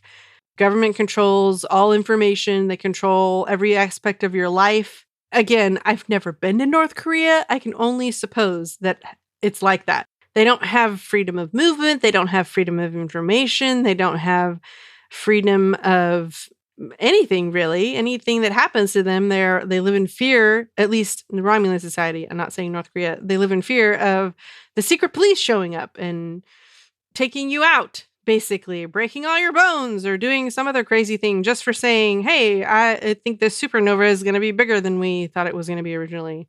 I mean, just stuff like that. That kind of a society is what I mean. I think that those people who are driven by fear and secrecy would respond that way because it would be very frightening for them, I think, because that's how they've grown up. They don't know any different. Whereas, as Picard said, when he was talking to Rios, he said that he thought that Starfleet did betray Vandermeer by succumbing to fear, which is the Tal Shiar way, the Romulan way, whereas their tools, the Federation's tools, should be openness, optimism, the spirit of curiosity. And he said all they have is secrecy and fear. So, yeah, I think had Federation people discovered that world and seen that vision, they would have responded drastically differently. And many worlds, not necessarily in the Federation, probably would have responded differently still. I think it's all a matter of interpretation. Yeah. All right. Now for our nose. I didn't have really any. I thought that Girardi's given a little too much freedom to move around on the ship. Like, Soji might be ready for anything Girardi does, but I think Girardi should be restrained, or at least, I don't know, just for someone who had done as much as she had done, like, I would have thought her movement should have been restricted. I disagree because I don't think that, I mean, it's not like she's a dangerous criminal. So. Well, she killed somebody and she, was supposed to kill Soji. She was. But again, it's not like she's a dangerous criminal. She's a person who did one thing, and I think she was under duress when she committed her crime. She was a distressed individual. She was under duress because of the mind meld that forced on her. Let's not forget. Right. So she's feeling trapped and feeling like she has to do this. But I think that her logical, rational mind is able to overcome, which is why I don't feel like she's a dangerous criminal. I mean, like, she's clearly regretful of what happened with Maddox, but I don't know. I mean, I also sort of tend to think that she comes from, I mean, this might be like, I don't know. I'm just going to say it. I don't care how it sounds. She comes from the Federation, a place where people don't generally do stuff like this. Okay. So she doesn't really have that kind of a mindset. People within the Federation aren't generally criminals. They don't really think up illegal things to do and try and hurt one another and commit crimes for various reasons, whether it's greed, envy, poverty, those kinds of things. The normal reasons why we have violent crimes today. I mean, I'm pretty sure someone at least once has said violent crime has been eliminated. So I think in this type of a society where someone shakes their finger at you and says, you did a bad thing and you're going to have to answer for it. And she says, yeah, you're right. I know I'm going to. I think you could take her at her word. That's what I think. Should she be punished? Yeah. Okay. She did do the thing. I'm not saying she shouldn't be punished. I'm saying she doesn't need to be restrained because that's not the kind of society that they're in. Death penalty. No, I don't know. No. I don't think that she, even if she wasn't in the Federation, I wouldn't think that she would deserve that. She should be punished. As to whether or not she gets, thrown into the mines at Rurapente, I don't think so, but she definitely does have to pay for her deeds. Yeah. She killed somebody, She did. So, I mean, to me, I just think it's a different society, a different type of society where you don't necessarily have to restrain someone who did a bad thing. Yeah. Some of what was presented in that meeting, to me, didn't feel like the characters earned what they said. It was almost like they were given certain things to say. Yeah. And try to separate it. I was going to look for some specific examples. Like they were reading from a script. Oh, yes. But there were a couple of examples, I thought, where I think it might have been Girardi had said a couple of things where on first watch, I thought, well, that doesn't really make sense. Or, how Soji like miraculously started, having all these memories popping up. But I think we've seen that kind of pattern with her and with Daj already, where it's like once they know something, it like opens up a floodgate to other things. Mm-hmm. But anyway, I was going to try to find some specific examples, but I think on the second watch, it didn't seem as glaring to me. Yeah. But I left it in here just because I didn't think it was as good as it could have been. This is more of a sad thing to say, like what we call in The Walking Dead talk through sad sauce or aw sauce, but this wasn't really but I didn't know where else to put it. If you told me 24 years ago, like around the time that Star Trek First Contact was released, that I eventually become sad when I see a bunch of Borg drones get spaced, I would have thought you were crazy. Yeah. I think this just shows how well they have done to try to, show the Borg as victims here and the Romulans basically treat them like they're waste product. Yeah. No longer people. Yeah, I feel like the seeds for this were kind of planted in First Contact, though, with Lily and her horror at Picard's attitude towards the recently assimilated. Right. Yeah, it's very true. I mean, I think it was Ensign Lynch. He killed him like right on assimilate, as soon as the nanoprobes went in, he killed him, So that's not something that would be done today. Okay, so now it's time for our not good enough section. Not good enough, damn it! Not good enough! All right. Our first one is from James the Augmented Sailor. He says, it seems like Jurati is forgiven rather quickly. I mean, sure, she's sorry and all, but I think it'd take the rest of the crew a little longer to even forgive, let alone trust she's telling the truth about not wanting to murder anyone again. I would have to say, see my previous explanation. Yeah. He goes on with, it just so happened that the one charter captain they get has had prior dealings with illegal synths. I mean, it's cool and all, but what are the odds? A little hand wavy there. A little bit, but maybe. It almost seemed like there was like this kind of mind block and obviously something that Rafi didn't know because all the books were closed on it. So yeah, but not only that, I think there's a reason why he's a charter captain. So it makes sense that he would be available, especially considering the fact that he's former Starfleet. That's the connection between he and Rafi. Yep. All right. The pronunciation of the word quixotic. It's GIF being pronounced GIF. I mean, it's a word derived from Quixote, pronounced Quixote, not Quixote. So what gives? It should really be pronounced Quixotic. Damn English language. I'm starting a petition to have this changed. Okay, cue Blaine. What is this bizarre segue that's happening right now? Can we maybe stay on point? I always had issue with this as well. So not so much that it was whenever I would see it written, in my head, I'd say, is that supposed to be, Quixote or Quixotic? And then I'd one time it's like, okay, is that like chaotic? That's funny. That's probably why, though. It's probably because of chaotic. It would sound too much like it. Chaotic. That's my guess. I don't know. I've always heard it pronounced quixotic.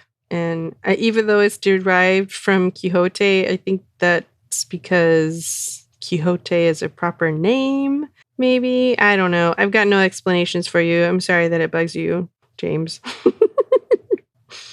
I understand your pain, but I don't feel it on this one. Sorry. Brian from Hawaii is next. The storyline regarding Seven plugging in and temporarily becoming a local Borg queen was weak and rushed. Plus, it had no payoff since the Borg were jettisoned to space anyway. I was also confused why her eyes looked artificial because I thought they were her original biological eyes. And I kind of referred to this earlier. Pretty sure that this is explained in canon. I can't go back right now to look, partially because my brain is mush. I know when this season is over, I'm going to take a week and sleep. But anyway, so I can't tell you exact reference, but I'm pretty sure we've seen this before. And we know that the Borg Queen, her eyes were similar. So that's my explanation. I don't understand why what this Zhat Vash saw made most of them kill themselves. It's still not explained why the vision is so unequivocally bad and disturbing.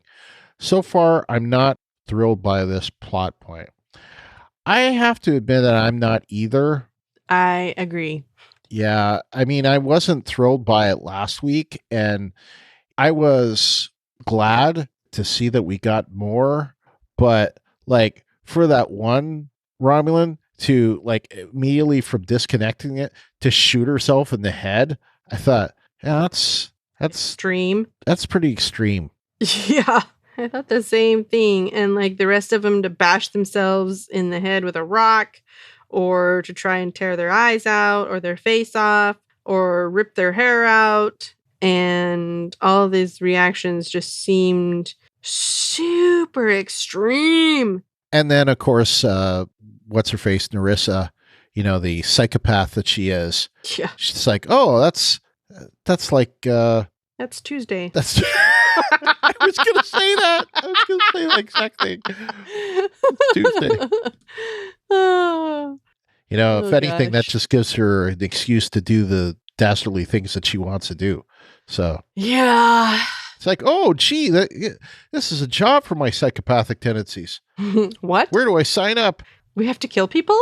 I'm in. Oh, you want me to kill everyone on Mars? Where do I sign up? Yeah.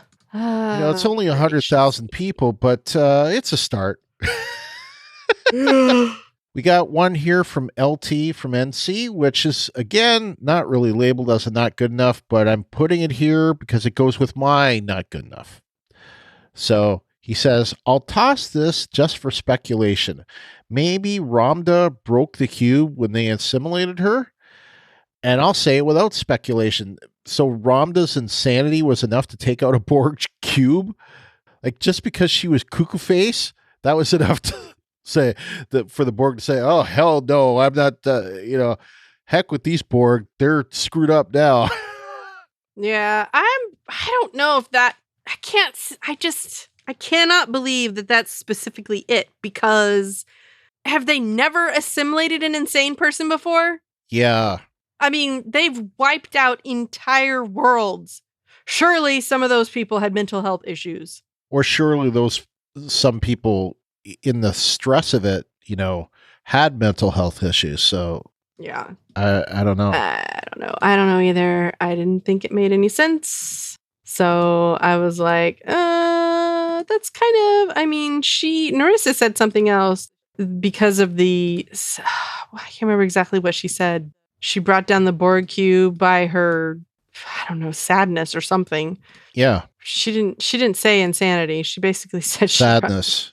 She brought down the cube because she was so sad that they should have assimilated her Tal Shiar ship because she would have done it better. Anyway. Yeah, she would have just treated it like a party. Oh, who do we get to assimilate next?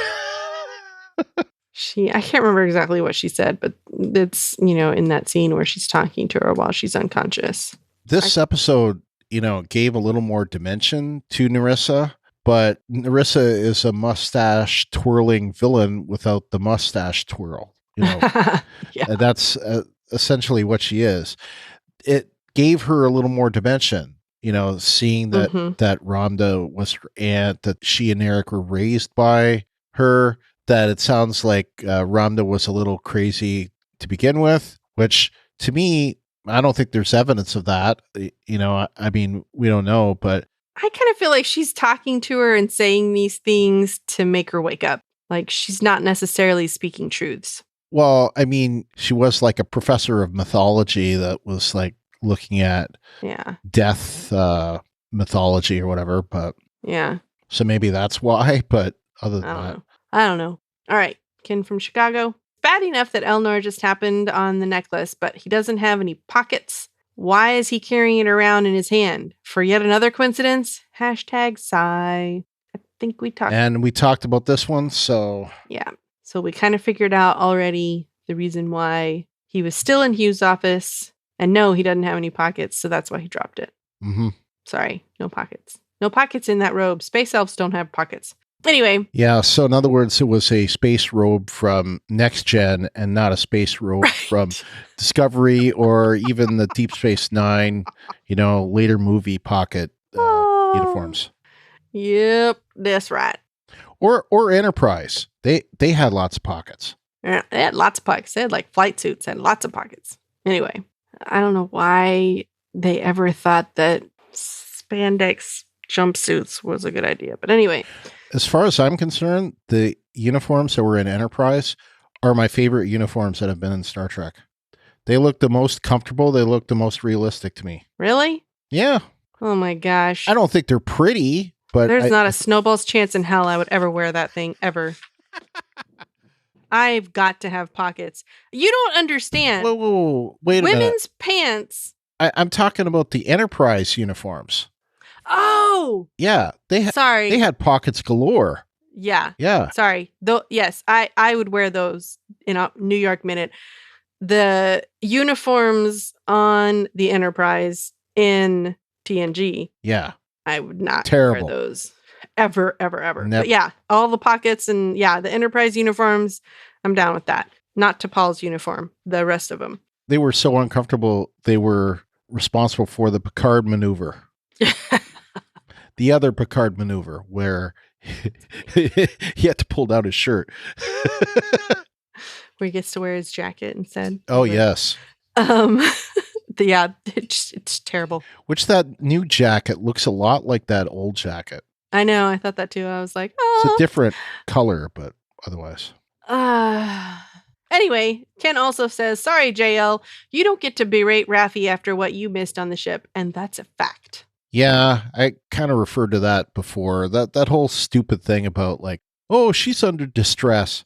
It's like, no, I don't agree. So Steve from OKC says, not enough 7 of 9. The ex-Borg Fenris Ranger from the Delta Quadrant. I don't know.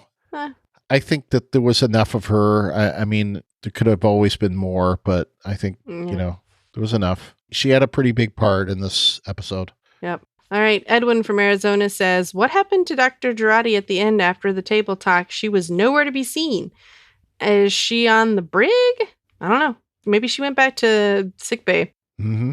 I mean, after all, Soji was kind of helping her into that room. So maybe, well, no, Soji deactivated all the hollows. So maybe she just hung out in the dining room. I don't know. Don't know either. Good question. No answers. Sorry, Edwin. All right. Now time for our not goodness. What do you have? I don't. So go.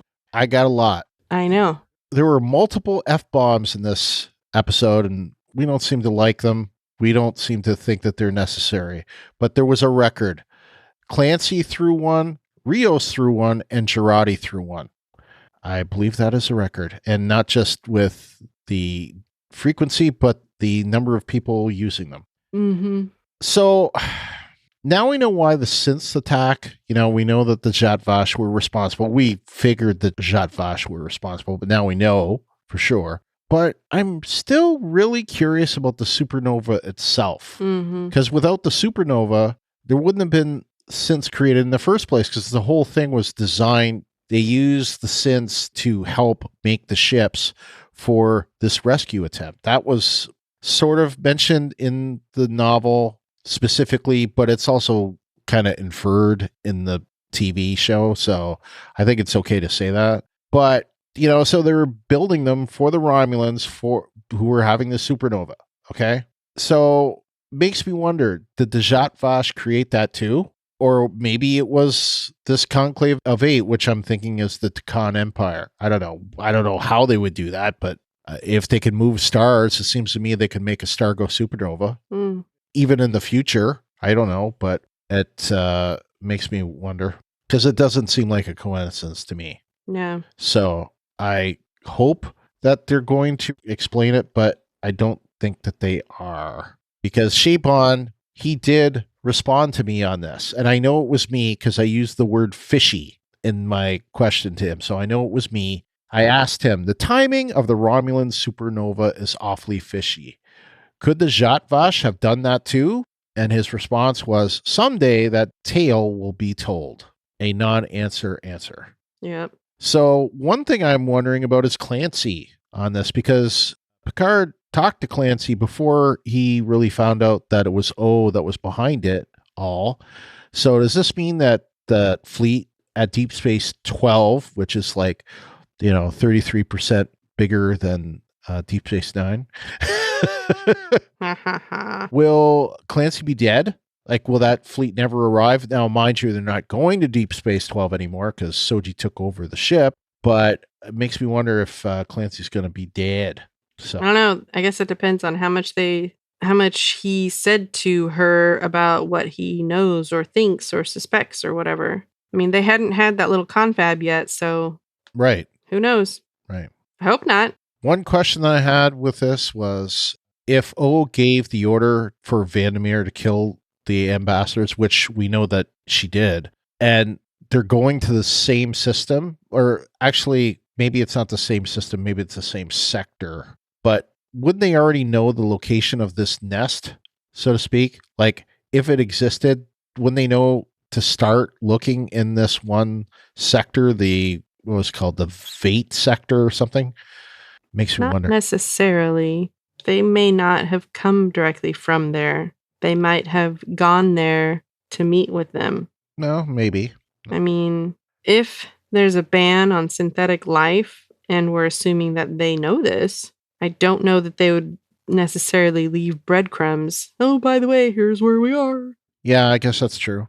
The other question here is, that was obviously Narek that entered the transwarp conduit right after La Sirena did, right? That has to be Narek's ship. I mean, I assume, but how did he keep up with them? I don't know. And they didn't know it. Right.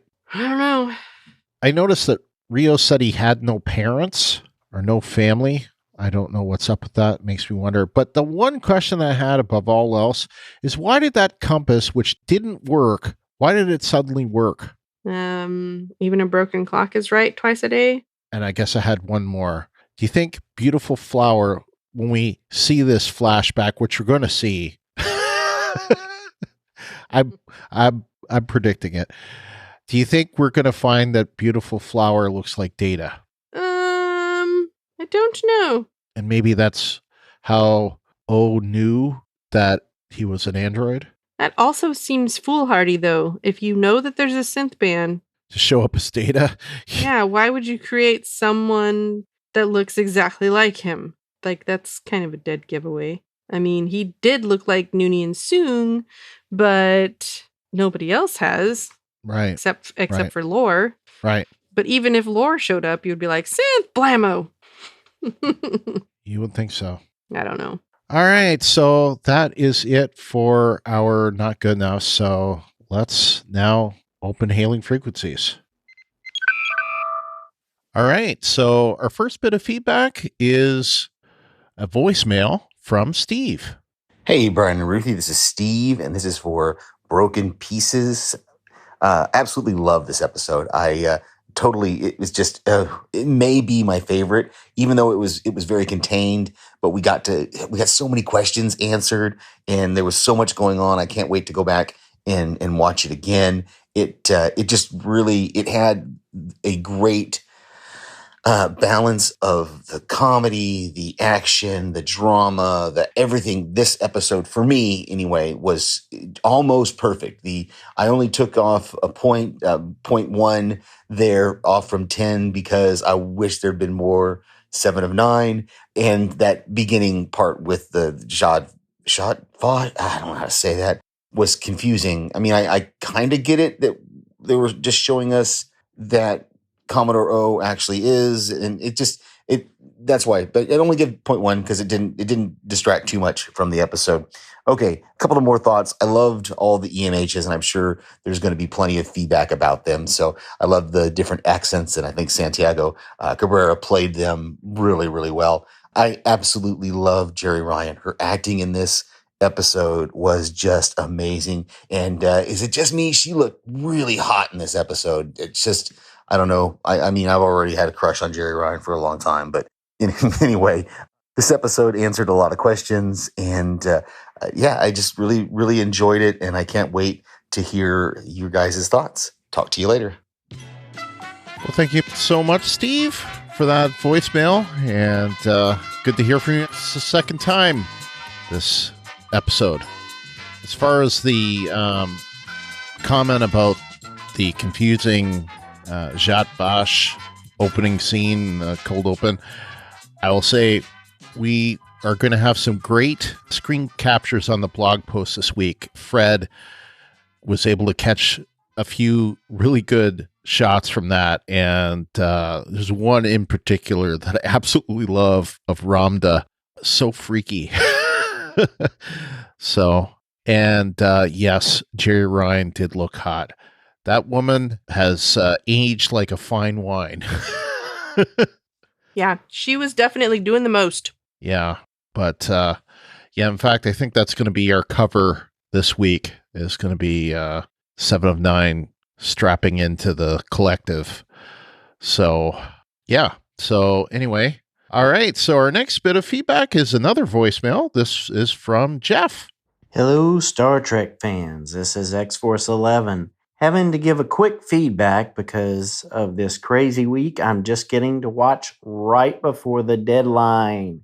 I really enjoyed the character dynamic in this episode of being able to get to see the pieces of the puzzle being put together and just the background of each of our crew members. It was great to see 7 of 9 really becoming a Borg queen for a quick minute and getting to see the nature of Rios and everything that went on. It was just a solid cast-driven episode, and I really appreciated it. All right, those are my thoughts. X-Force 11 is out. Thank you so much, Jeff, for your voicemail. Good to hear from you again.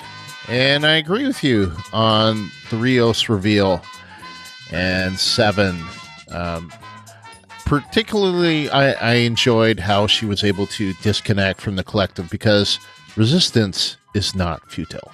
But I've said that already. Yeah, I thought that was cool too. Yeah. She wasn't sure if she could do it, but she was strong enough. Yeah.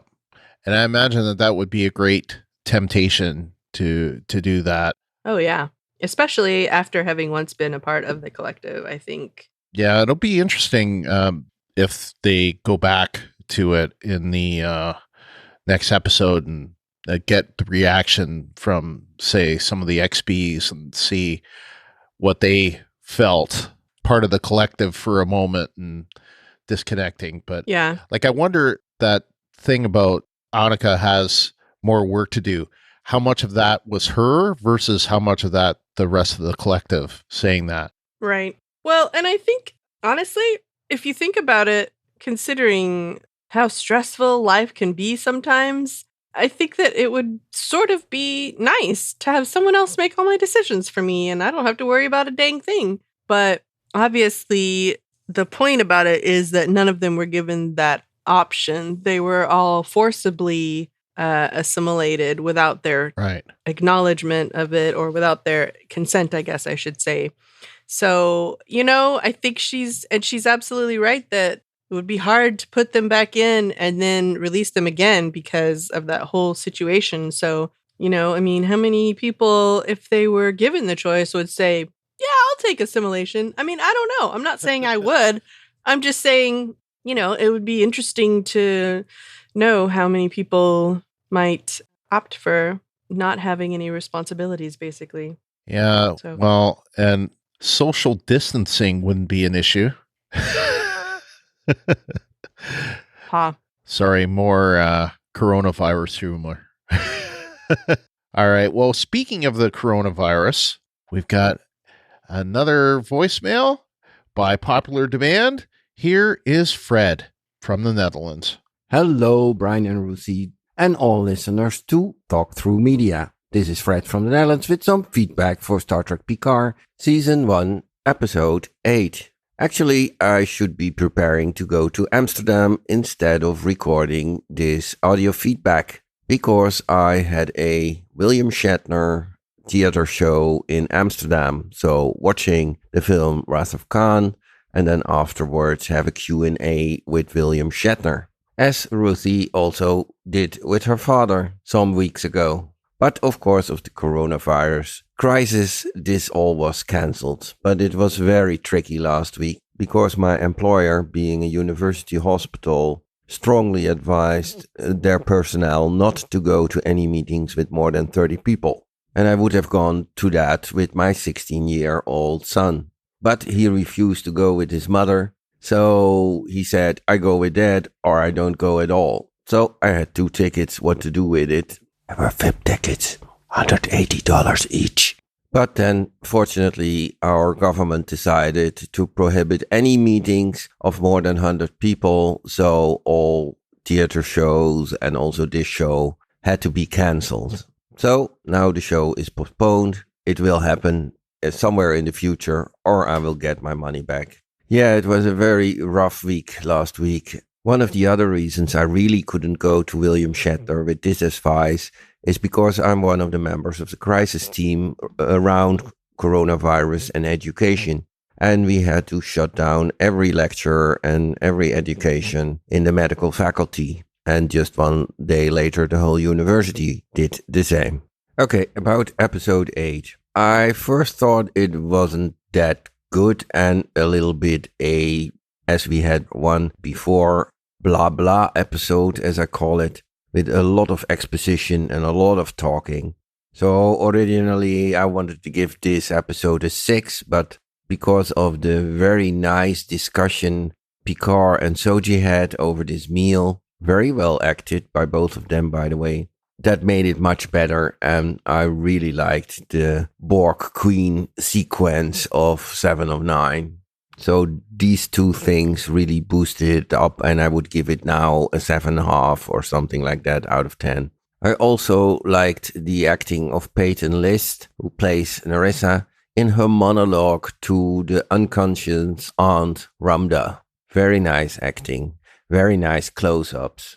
Also, the discussion between Ruthie and Enoch, the ENH, the navigational hologram, was of course very nice. And he being completely out of his or in his element after she kissed him. And which cannot be denied, which is very, very nice, is of course the scene with the 5 holograms together. So that is good for my Orphan Black heart. And it was a special treat when they had to look something up and they all hit their head at the same time, searching information. Of course, the scene of Picard with Clancy was also very good. Perhaps summarizing all these very good scenes should put up my grade even more than 7.5. Time's up. Greetings. All the best. Fred from the Netherlands. Well, thank you so much, Fred. And I will say the coronavirus is no laughing matter at this point. I don't know, the whole reaction that people have had has kind of shocked me. So, and I still don't get the whole toilet paper thing. Yeah, that's what shocks me. That's the reaction that shocks me is toilet paper, really? Like, okay, well. Yeah. I will say that it sucks that the show has been postponed. Yeah. We're really looking forward to it. Hopefully they'll be able to be rescheduled, especially at $180 each. Man. Yeah, you did get the VIP treatment. Yeah, that's that's pretty serious. And especially, I don't know how far away your home is from Amsterdam, but I know you don't live in Amsterdam, so yeah. So that would have been, I don't know if you were staying overnight or what, but well, hopefully they'll Shatner will reschedule. It makes me wonder. Yeah. I guess he's stranded. Maybe. I mean, unless he has a private jet. I don't know, but I'm happy that it really turned out for the best, though, since you wouldn't have been able to go had they not canceled all of the gatherings. So that's nice. Yeah, and we probably won't have as many screenshots on this blog post, but I will tell you that I was just looking at them prior to us recording. The screen captures that Fred did catch are amazing. Every single one is a gem. So, of course they are. Of course they are.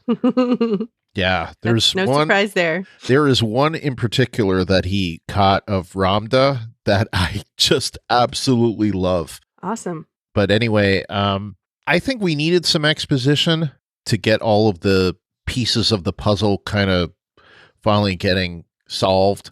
Yeah. You know, so I didn't have a problem with it. I know some people don't like it. I know you don't like it when they do that, but I think at some point, especially with a plot as complicated as this one, I think you did need some exposition to get things to the next point. But I've already said, I think that some of it didn't feel earned to me. Like it just felt like, you know, oh, this person's going to say this and this person's going to say that. But I think it still was needed. Yeah, I agree. I feel like it's the same with music. You can't have loudness all the time in music. Sometimes you have to have softness or softer parts. And also in music, the silence is just as important as the sound. So Yeah, that's how I feel about TV shows. You can't have go, go, go all the time. You have to have a little bit of relaxation or reflection or what have you. So that's what I think. I really liked the Orphan Black scene, as I called it, and you mentioned it, because yes, it was very similar to a lot of the things that we saw in Orphan Black. And I will say, I know you watched it too.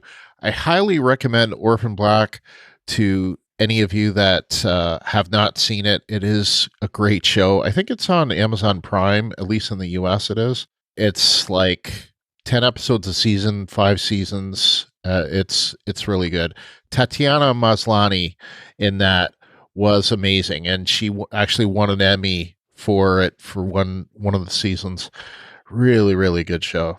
Yeah, she's spectacular. Yeah, and Santiago Cabrera pulling off these, I guess it's 6 characters with the actual Rios and the 5 holograms. I think it's up there. He's really, really good. Yeah, he's doing a good job. Yeah. I also really liked Anek's reaction to the kiss on the forehead. Yes. I thought it was totally adorable. It was. It definitely was. So. All right. So we've got one more voicemail, and this is from Edwin from Arizona. Hello, Brian and Ruthie. It's Edwin again. And I just wanted to say this episode is my favorite episode. It seemed like a lot of things got paid off with the characters, with Rios and Girardi finally getting her comeuppance, and Picard, getting a little more aggressive. And also with Soji, my question is, you like Soji better without Narek? Because I didn't really like Soji not until episode 8, and she finally started to come out her shell. Like, I watched the first episode with Dodge, and I really liked her a lot. But now that I'm seeing Soji and how she is, and coming to her own and really taking charge, I like the character a lot more now that it's almost close to the end. And that was kind of my question, kind of feedback for this episode. And I hope to talk to you guys later. Yes. Well, thank you so much, Edwin, for your voicemail. And like Ruthie just said, yes. I just don't really care for Narek. I don't know. He's not really that great of a character to me, honestly. He's not that great as a supervillain. He's not that great as a love interest. It just wasn't that great. I don't know. Yeah. I didn't really care for her parts. I think it was because of him. Yeah, I think so. And I think that it didn't show her in the best light either. Agreed. Yeah.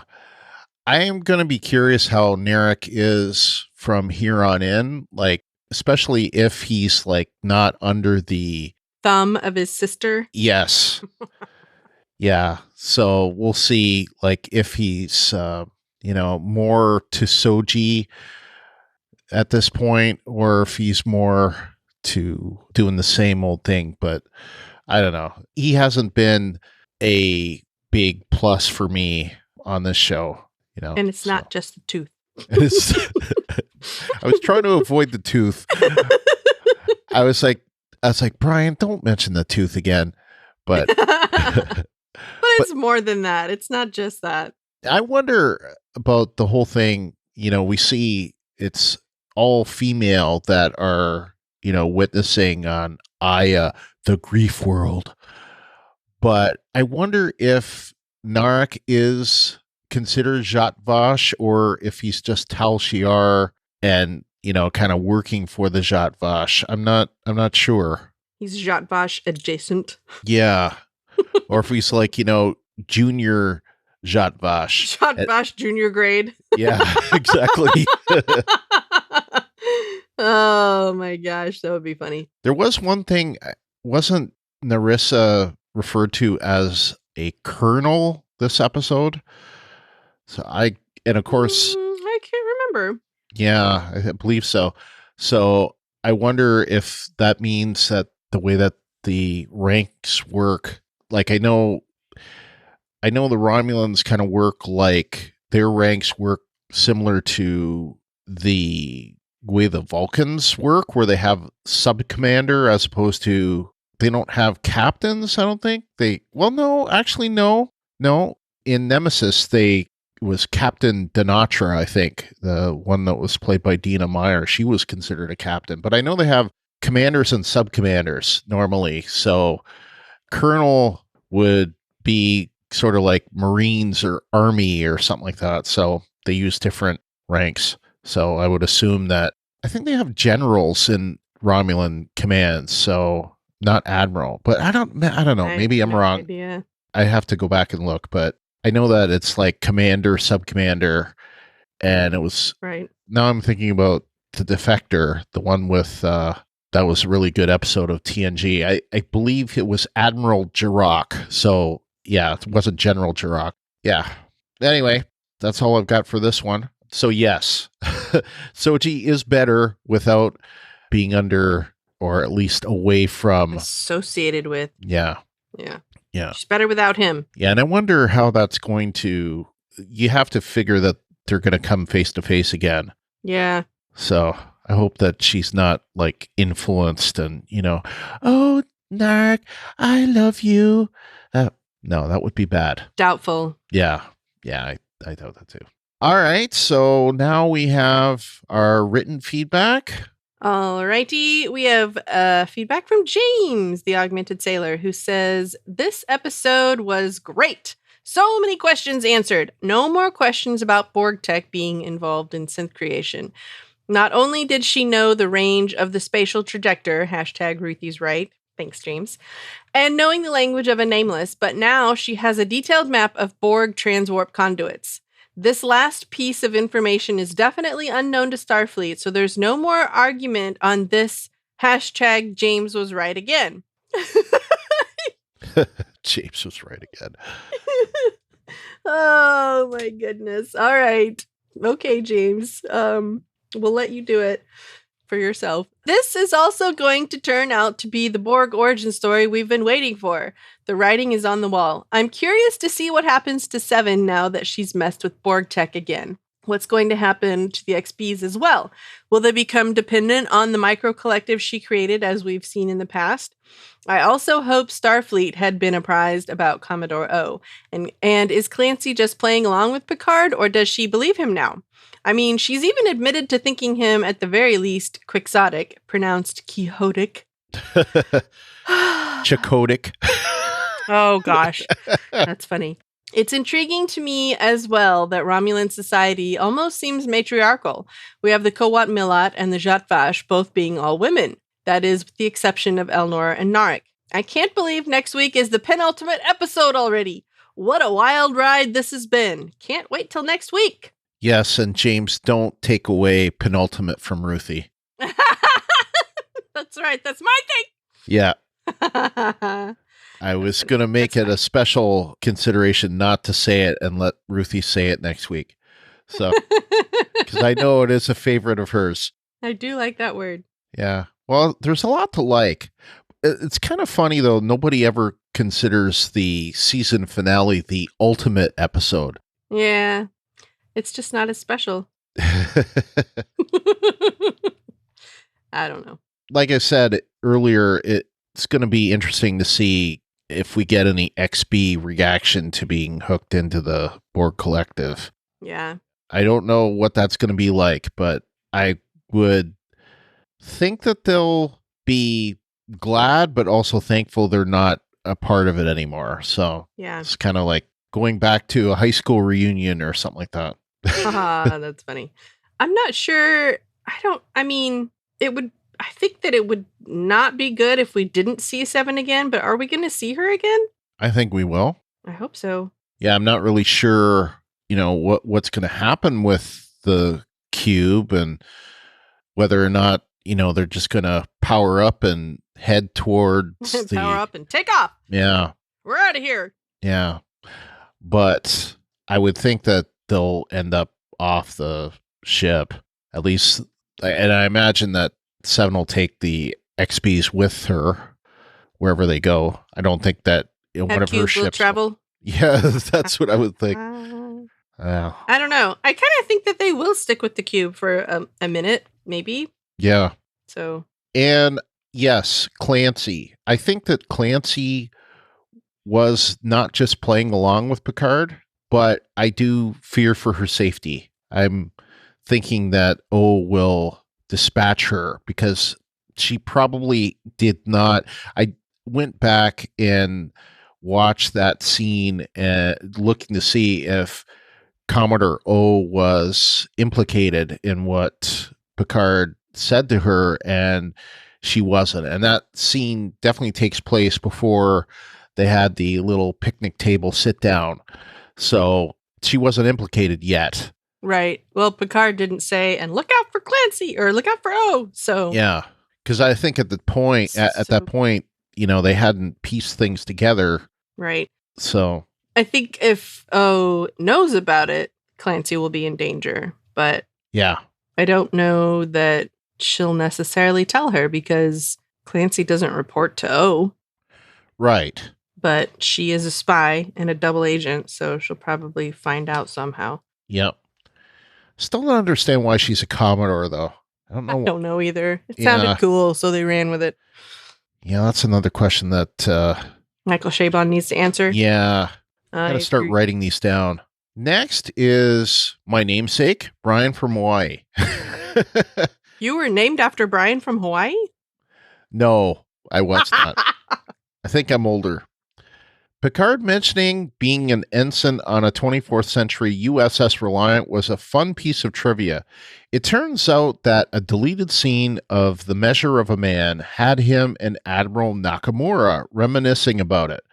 Now, that part of his backstory has finally been revealed on screen. Yeah, I didn't even know that. I know that there's supposedly something like 12 minutes of episode that was cut from The Measure of a Man that's, I think, on the Blu-ray, but I've never seen the Blu-ray, so I haven't had a chance to watch that, all the deleted scenes from that. I am curious now. I may have to see if that's available on the YouTubes or something. But see, in the 90s, I recorded them on my VCR, so that's what I did. So for years and years, that's how I watched things until my dog Buster peed on the VCR. Oh, no, that's funny. I had a special collector's edition of VHS tapes from all the original series cast Star Trek movies. Yeah. Yep, but it was on VHS, so what are you going to do? It was cool. It was in this awesome case. I don't have it anymore. Yeah, I don't even have my VHS tapes anymore, and I don't have a VCR. Thanks to Buster. Any VHS tapes or a VCR. I just finished the book Last Best Hope, and I was blown away by how superbly written it was. That book perhaps should have been the first season or two of the Picard series. Yeah, see, that's what I was saying last week. I agree. They should have made it into a series instead of writing a book, but whoever decided that they wanted to do a book did a book, so it doesn't count. Sorry. Well, anyway, it's written in such a way that it would have been a good 1 or 2 season series by itself, like a limited series, I think. Yeah. But I mean, I agree. It's definitely well written. It was a very engaging story. Yeah. It just... Yeah, I know. You don't have to say it. It's not canon. And it isn't canon, by the way. Another thing Chabon had said on Instagram was that the books aren't canon. So even though it's canon adjacent and is probably closer to canon, unless it actually gets mentioned during the actual TV show, it's not canon. But anyway, there's a lot in there. Like Clancy, for one thing, is covered in the book in quite a bit of detail. I'll save my yeses, nos, and not good enoughs from that for the Patreon call, but suffice it to say, I will be rereading it and recommending it to everyone. Unlike Ruthie, I found that my perception of the Picard series is totally different and much improved now. Even that horrible cold open flashback scene at the beginning of episode 3 works better now with the added context from the book. I would agree with that, actually. It does work better. I think the book should be required reading before watching the show. It addresses most of the questions and criticisms we've been bringing up the past several weeks. Yeah. So obviously you agree with Mike in Cleveland. Well, unfortunately, they didn't decide to do it on the TV screen. And I don't think that you should force people to have to switch to a medium that perhaps they might not be comfortable with in order to make a TV show work. I really just don't. So, I mean, I thought it was a well-written book. It was a very great story, but it's not going to influence how I feel about the TV show because the TV show is a separate entity. And if you can't tell your story the right way on the TV show, then you're doing it wrong. Hashtag Ruthie doesn't agree. All right, next. Next, we have LT from NC, who says, I will echo my statement from last week when I said that we're running out of episodes for this season for plot thread resolutions. We got a lot of answers, a staggering amount of answers, actually, but the bigger questions are still dangling there, and I have to say that I'm loving it. So let's start with the admonition. We got a lot of answers and still have a few questions. I guess this means that Ramda was already a nutter when she was assimilated and that she and Narissa were in the same Zhat Vash Rush class. Yeah, it seems that way.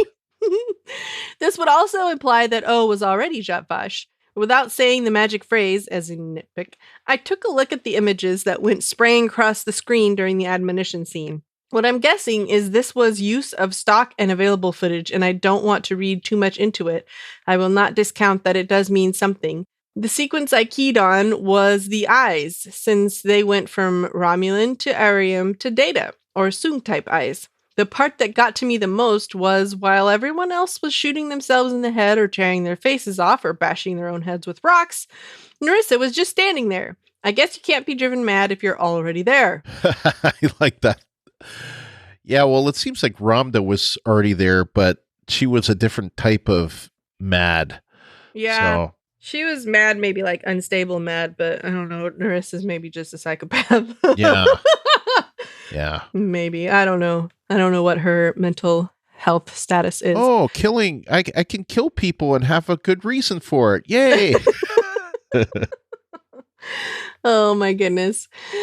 Yes. All right. He goes on to say, Agnes, I'm both annoyed and relieved with her arc this episode. To see her remorse for killing Maddox, to her talking about what O showed her, to the fascination she displayed talking to Soji. I agree.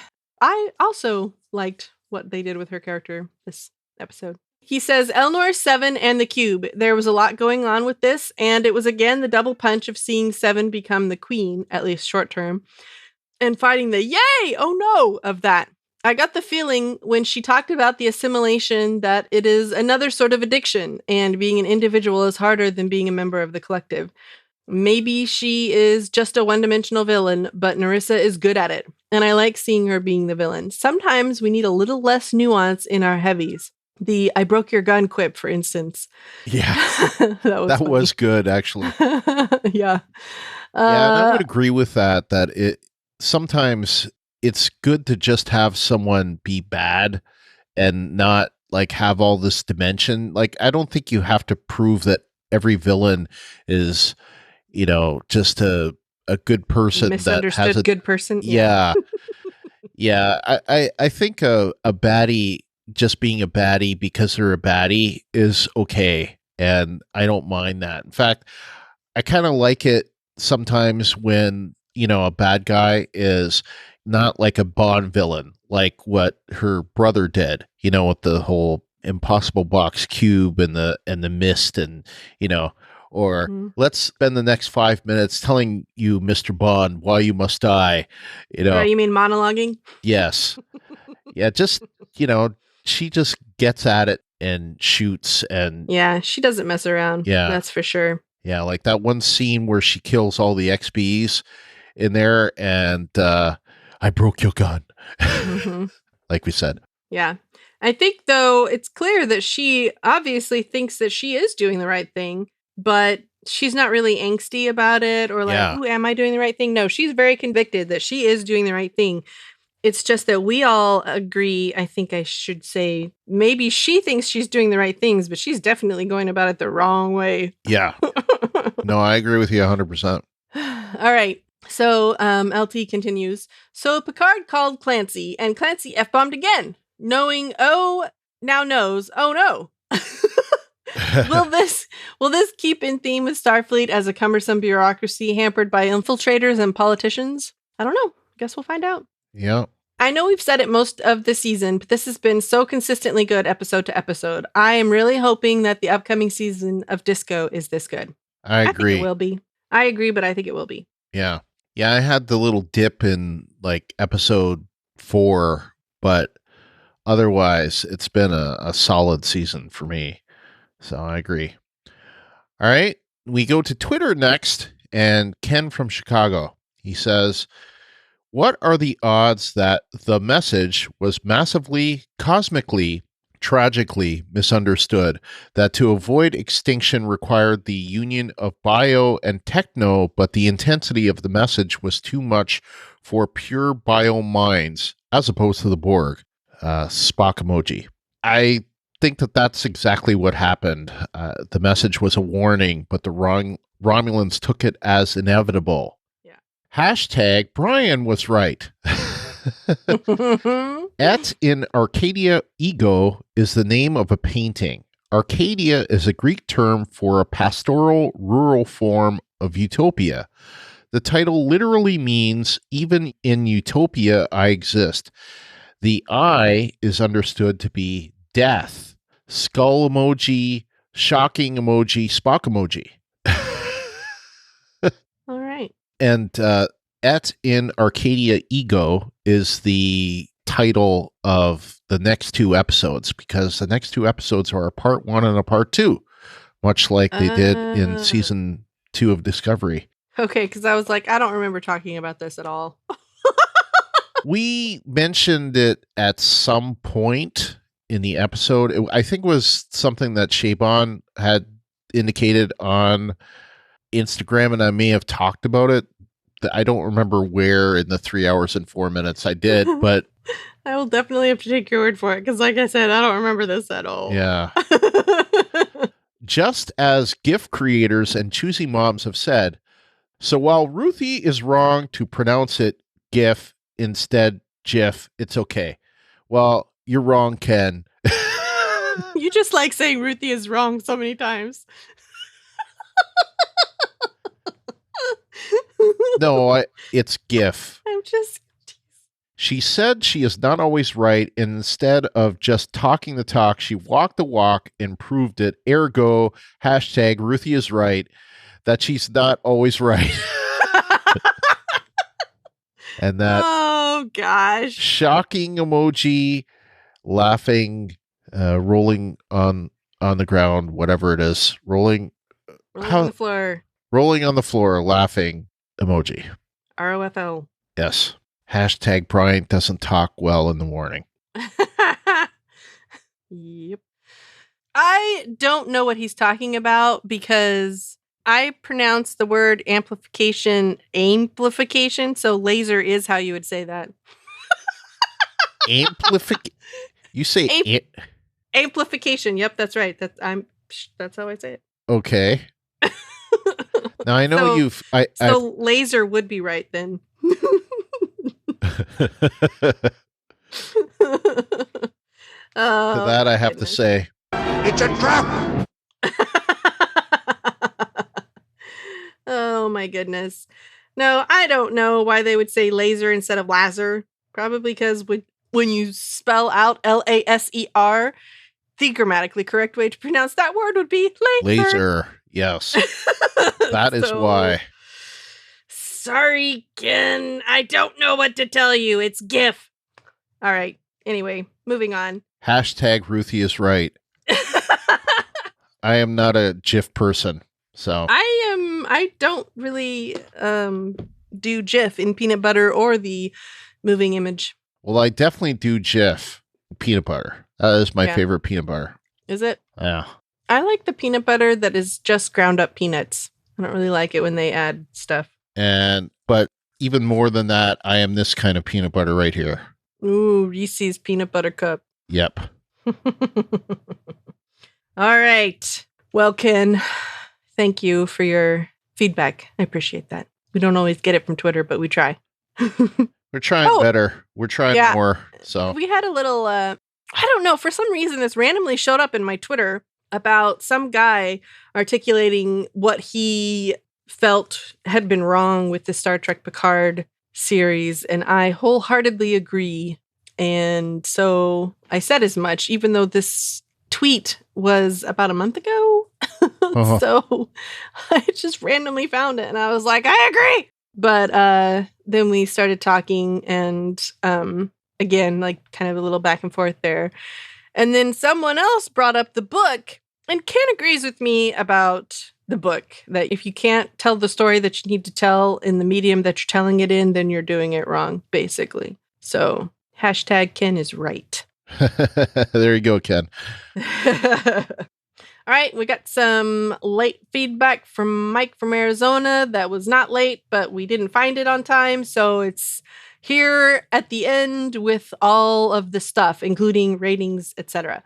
So Mike from Arizona says, I give episode 8, Broken Pieces, a 9.8 out of 10 for the following unanswered questions. How did Seven make it past all of the Romulan security without being noticed? I don't know. That's it. I don't know either. She is awesome. That's how. How did, I think he meant Narek, know to hide out in the Borg transwarp conduit at just the right location? I think he had been following them the whole time. I don't know. I assumed that he had been following them and he was just visible as he went through the transwarp conduit after them. Yeah. So I think I'm he not was sure. cloaked. Like, how could they detect him? Like, if he's under cloak, they were able to detect him, but then at the end they're not. So I don't know. Well, maybe he wasn't cloaked before because he didn't think he needed to be. I don't know. That doesn't make any sense, though. Yeah. I don't thought know. of that at the time, but yeah. Well, I did. I wondered how he showed up there without them knowing it. Yeah. I didn't know how. I was like, man, how did they not know that he was there still again? Whatever. So I don't know. I agree. It's a good question. How did they know that, it was half Vulcan, half Romulan? Yeah, I wasn't exactly sure of that. I mean, it does explain how she could do a mind meld because she's partially Vulcan, but I don't know if it completely explains the why. So, but I do think that the explanation of her being half Vulcan, half Romulan is a good one. You mean? It works within canon is what I'm saying. It doesn't throw in a thing about, well, Romulans can mind meld now. Right, but we still don't have any idea how. We don't have any proof that she is half Romulan, half Vulcan. Well, I mean, she is Zhat Vash, so we know that. We know she's Romulan, but we don't know that she's half Vulcan. Other than the fact that she can do a mind meld. Yeah, but that doesn't mean that just because she can doesn't mean that Romulans can't. Yeah. That's not enough of an explanation. It doesn't completely explain it 100%. It explains it, but it doesn't explain. It gives a possible reason why she would be able to mind meld if she were half Vulcan. But we don't know that Romulans can't mind meld. We don't know that they can. We don't know that she is half Vulcan. We just assume she's half Vulcan. Yeah, what you said. You said it better than I did. We don't know, Mike. Yeah. We have no idea how they knew. We think that they didn't know. They speculated and supposed that was the case. That's what I think they did. I guess it shows more that the things on her desk were like actual things that she believed in. So, I mean, if you go by that, she wasn't just trying to pass as a Vulcan. She was Vulcan, but that you can't say that though, because if she's in Starfleet and she's pretending, she can't be in Starfleet and be a Romulan. She would have to pass as Vulcan. So she would have to walk the walk as well as. So she would have to have the stuff on her desk because you can't. Yeah. There's just no way that. I mean, she doesn't necessarily have to have stuff on her desk to prove that she's Vulcan. Yeah. But if she wants to sell it, if she's a good spy and she wants to sell it, then I would think that she would have that kind of stuff. Right. I'm curious though, like Rizzo, it seems like, well, she was called Rizzo. Narissa was able to pass as human. So, right. Anyway, let's move on. Right. Moving on to the next question. Why couldn't she have been all Romulan or all Vulcan, for example? Oh, we don't know.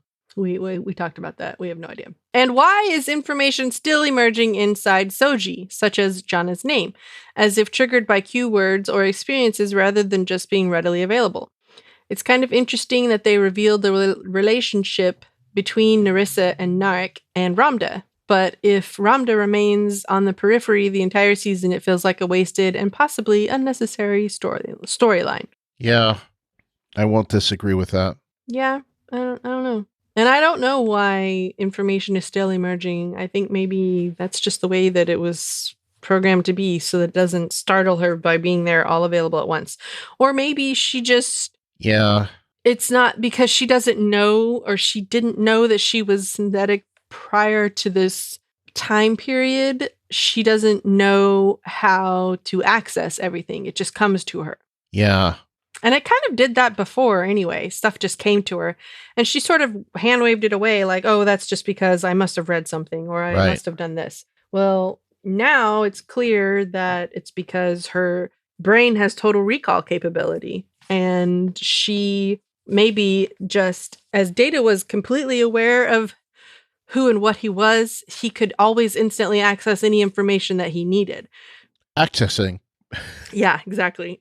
Whereas Soji just kind of is still using her brain the way a human would, I guess. It seems like there's like blocks in there so that like once she realizes certain facts, certain other facts come to light. And I don't know that they're necessarily blocks, though. I think it's just that she just doesn't understand how to completely access the information that she has available to her. Yeah. It just seems like, I don't know, we saw this with Daj too. Like she didn't know how to like hack in until she needed to. Hack into like Starfleet security until she needed to. Right. Because again, I think it's because she didn't know how to use her android brain. Right. She was using her android brain as a human would. Right. Because if we were all able, we could all access the information that we have stored in our brain. It's not like it goes away. It's just we can't always access it. Right. It's always there. But anyway, that's what I think. I think that she just still is unsure of how to use her android brain. That's what I think. Okay. Rios and the synths have a past, but why didn't Rafi know that sooner? You would think that there would have been some revealing of that type of info given they have a history before this mission. I think that's easily explained because Rios didn't want to talk about it, and Rafi didn't push because there's stuff she doesn't want to talk about either. So yeah. Going on, he says, otherwise, I'm still loving Rafi. Michelle has some of the best lines. Oh, we'll get there, honey. Was that his Walkman? And that's not even a language. Yeah. That was my favorite. Yeah, that was my favorite too. People say that about Scottish all the time. Oh, poor Scottish people. All right. Rafi was able to resist turning to alcohol, and now she's getting her groove back. I agree.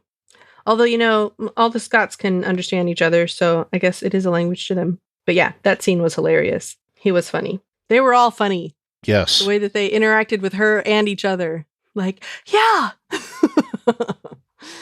The scene with Rafi interviewing all of the Rios EHs was fantastic. He's such a talented actor. Girardi's line, I'm done murdering people. A perfect line for her to deliver and an instant classic. More tender moments, Elnor being so grateful for Seven to the rescue. The scene between Picard and Soji talking about Data was priceless, particularly when she told him that Data loved him. Yeah. Yeah. And thank goodness Seven was able to disconnect from the Borg hive mind. She'll be back. What's not clear is this her last episode? Brian, I seem to recall you reading maybe an IMDb description that she was only appearing in 3 episodes. Does this count as number 3? I don't know. But I've said it before and I'll say it again. Do not read into IMDb unless it is talking about things in the past, is always wrong when it comes to things in the future. I don't trust it at all when it comes to things in the future. There's so much false things and things that aren't fully put out there until it's already aired. So I don't even look at it. All right. I don't know if it's always wrong, but it's not always right. All right. And Picard, when was the last time you sat for your pilot's license? That was a humorous moment on Rios' bridge. That was funny. I don't actually know what to do. Yeah, not always wrong. Just to go back to the previous point, not always wrong, but often wrong. It's like often wrong sung. Aw.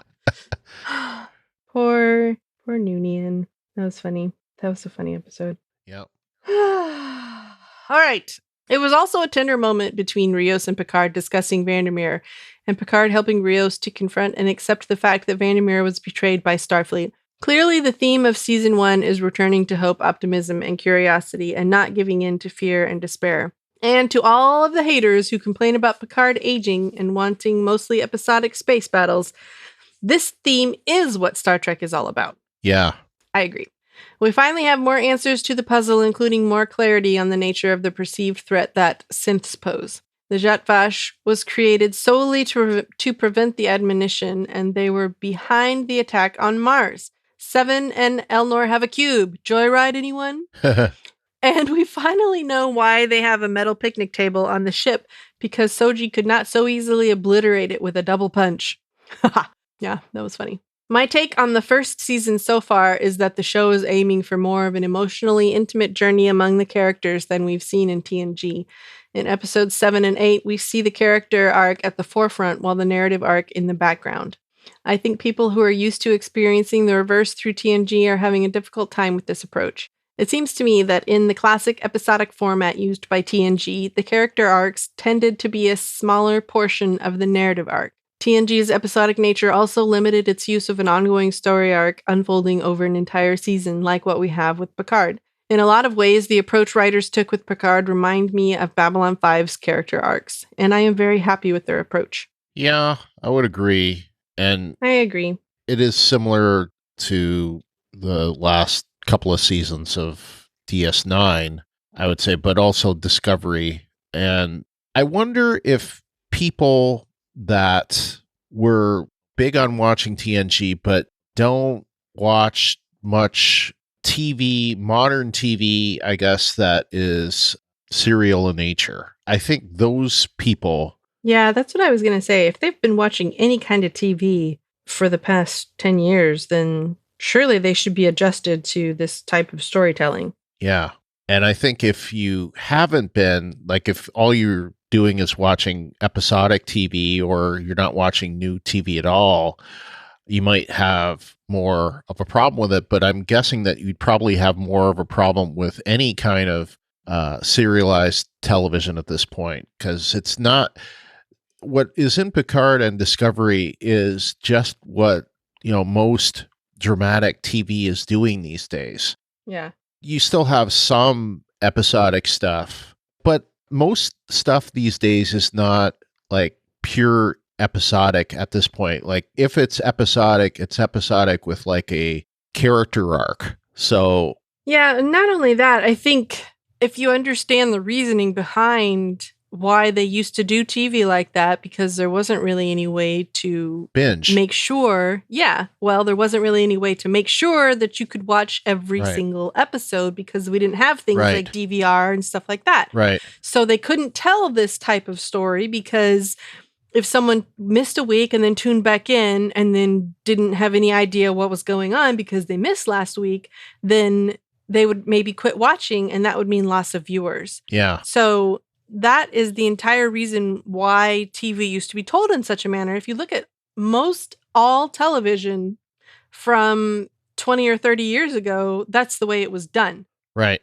Now it's not, because, yes, people could use their VCR and record episodes and all that kind of stuff, but that required a lot more effort than, say, just tuning in on your cable, whatever, and setting your DVR. and making your DVR record every single episode that ever airs ever. Right. That way, you're going to get everything. So with the advent of that, people have, and like you said, they started doing it with Deep Space Nine, but I think that was also out of a desire to move away from that type of storytelling. And it was a risk, but it was a risk that they took. And I think it was not entirely successful at the time, because if you did miss an episode, it was difficult to get caught back up if your VCR screwed up or something like that.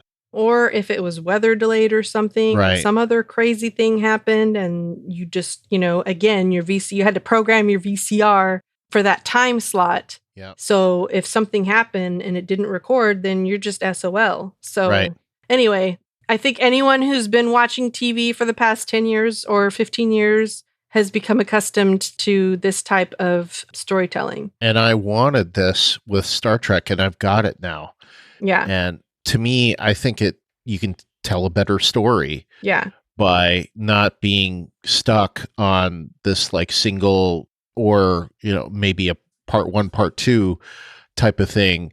You can just tell deeper stories and everything isn't just wrapped up with a little bow at the end of the episode. Yeah. And they move on to a new story. I mean, can you imagine if the whole Locutus Wolf 359 kind of thing had been told over a season? I mean, that would have been amazing. And it would have made Picard's transition back into Picard from Locutus, it would have made it that much deeper, that much richer. And I think we would have gotten so much out of it. But unfortunately, it kind of fell away after Family. Yeah. So anyway. Yeah. Anyhow. All right. He goes on to say, so in other words, to sum up, TV shows way back when that did not do episodic were not common. They were rare. Yeah. And they didn't always succeed. Now the opposite is true. So, yeah. All right. He goes on to say, I'm thrilled with this season, but I'm so sad that there are only 2 episodes left. And it doesn't seem like they are going to completely wrap up this storyline by the end of season 1. It seems it will be continued in some manner in season 2. So we'll have to wait to see. That's all for now. Keep up the great work, guys. Thanks. I think that there's a good chance that it's going to be resolved. I think the next 2 episodes are going to be longer. I don't know if they're over an hour or not, but supposedly they're fairly long based on something else Shaban said on Instagram. So I think given that there is the potential for it to be resolved, I'm hoping it won't be resolved like too quickly. I know like some people, like for example, the season ender for Discovery, some people thought that it ended too quickly or that it didn't completely resolve things. But I think that it worked for me, but some people may get that feeling here. I do wish that it had been a longer season, but I'm pretty satisfied at this point. Like the things that I was feeling, 4 episodes ago have kind of faded away, and I'm glad that they have. All right. Jim from Florida is next, and this one came in late, but we had to record some of this episode later, so we were able to get it in. This happened to be one of those pieces. Speaking of that, broken pieces, much like a recording, is a 7 out of 10. Rios's multiple personalities. His yeses, Raffi showing that she's not a completely useless character. I actually liked her in this episode. The engineer was a Scotsman. Yeah, we got a lot of that. Everybody seems to like that. I don't think anyone would have not liked that, so it's pretty unanimous. The conversation Picard has with Soji about Data was touching. His nose, 7 of 9's eyes going black, then her speaking in the voice of the collective. I felt like I was in a Supernatural episode and she was being possessed by a demon. This never happened to the Queen in either First Contact or Voyager. It was a poor cinematic choice in my opinion. If 7 had taken over the ship, why were they able to jettison the drones into space? And on that note, when were the Borg affected by vacuum? In First Contact, they were on the hull, out in space with no spacesuits. it wasn't until Worf blew up the deflector dish that they were killed. Well, I mean, there's a couple of things going on there. Yeah. First of all, they were in stasis. Yeah, they were in stasis. They weren't completely connected to the collective. Right. And they are on an artifact, and not a fully functioning cube yet. Right. So 7, when she takes control, she doesn't have full control of the artifact. That artifact is partially powered by Romulan technology, so she wouldn't have access to any of that. So, like, if the Centurion, like, gasses them, and that's a Romulan system, Nerissa would be able to successfully order the command to space them. Right. So, because they had a little contingency plan. Right. So in case something happened. Right. So to me, I don't have a problem with it, and it's based on the fact that it's not a pure Borg cube. If it was a pure Borg cube, then I would agree with you. Right. But it's not. So that's where the graph kind of gets skewed a little bit. Jurati decided that she didn't want to kill Soji because she was a work of art. The images that Commodore O showed her made her agree to kill the man she loved, but his creation is worth saving. I had problems with this too. Not to mention, can we completely trust her? I talked about this earlier. Considering what O did, like, put like a psychic block on her, or who knows what else she did. So I wouldn't trust her. And, I mentioned this in my notes. I wouldn't have given her full reign. The fact that, yes, Soji could defend herself, but who knows what Jurati could do as a cyberneticist. Who knows? She could just... So anyway, I agree with you on that point. I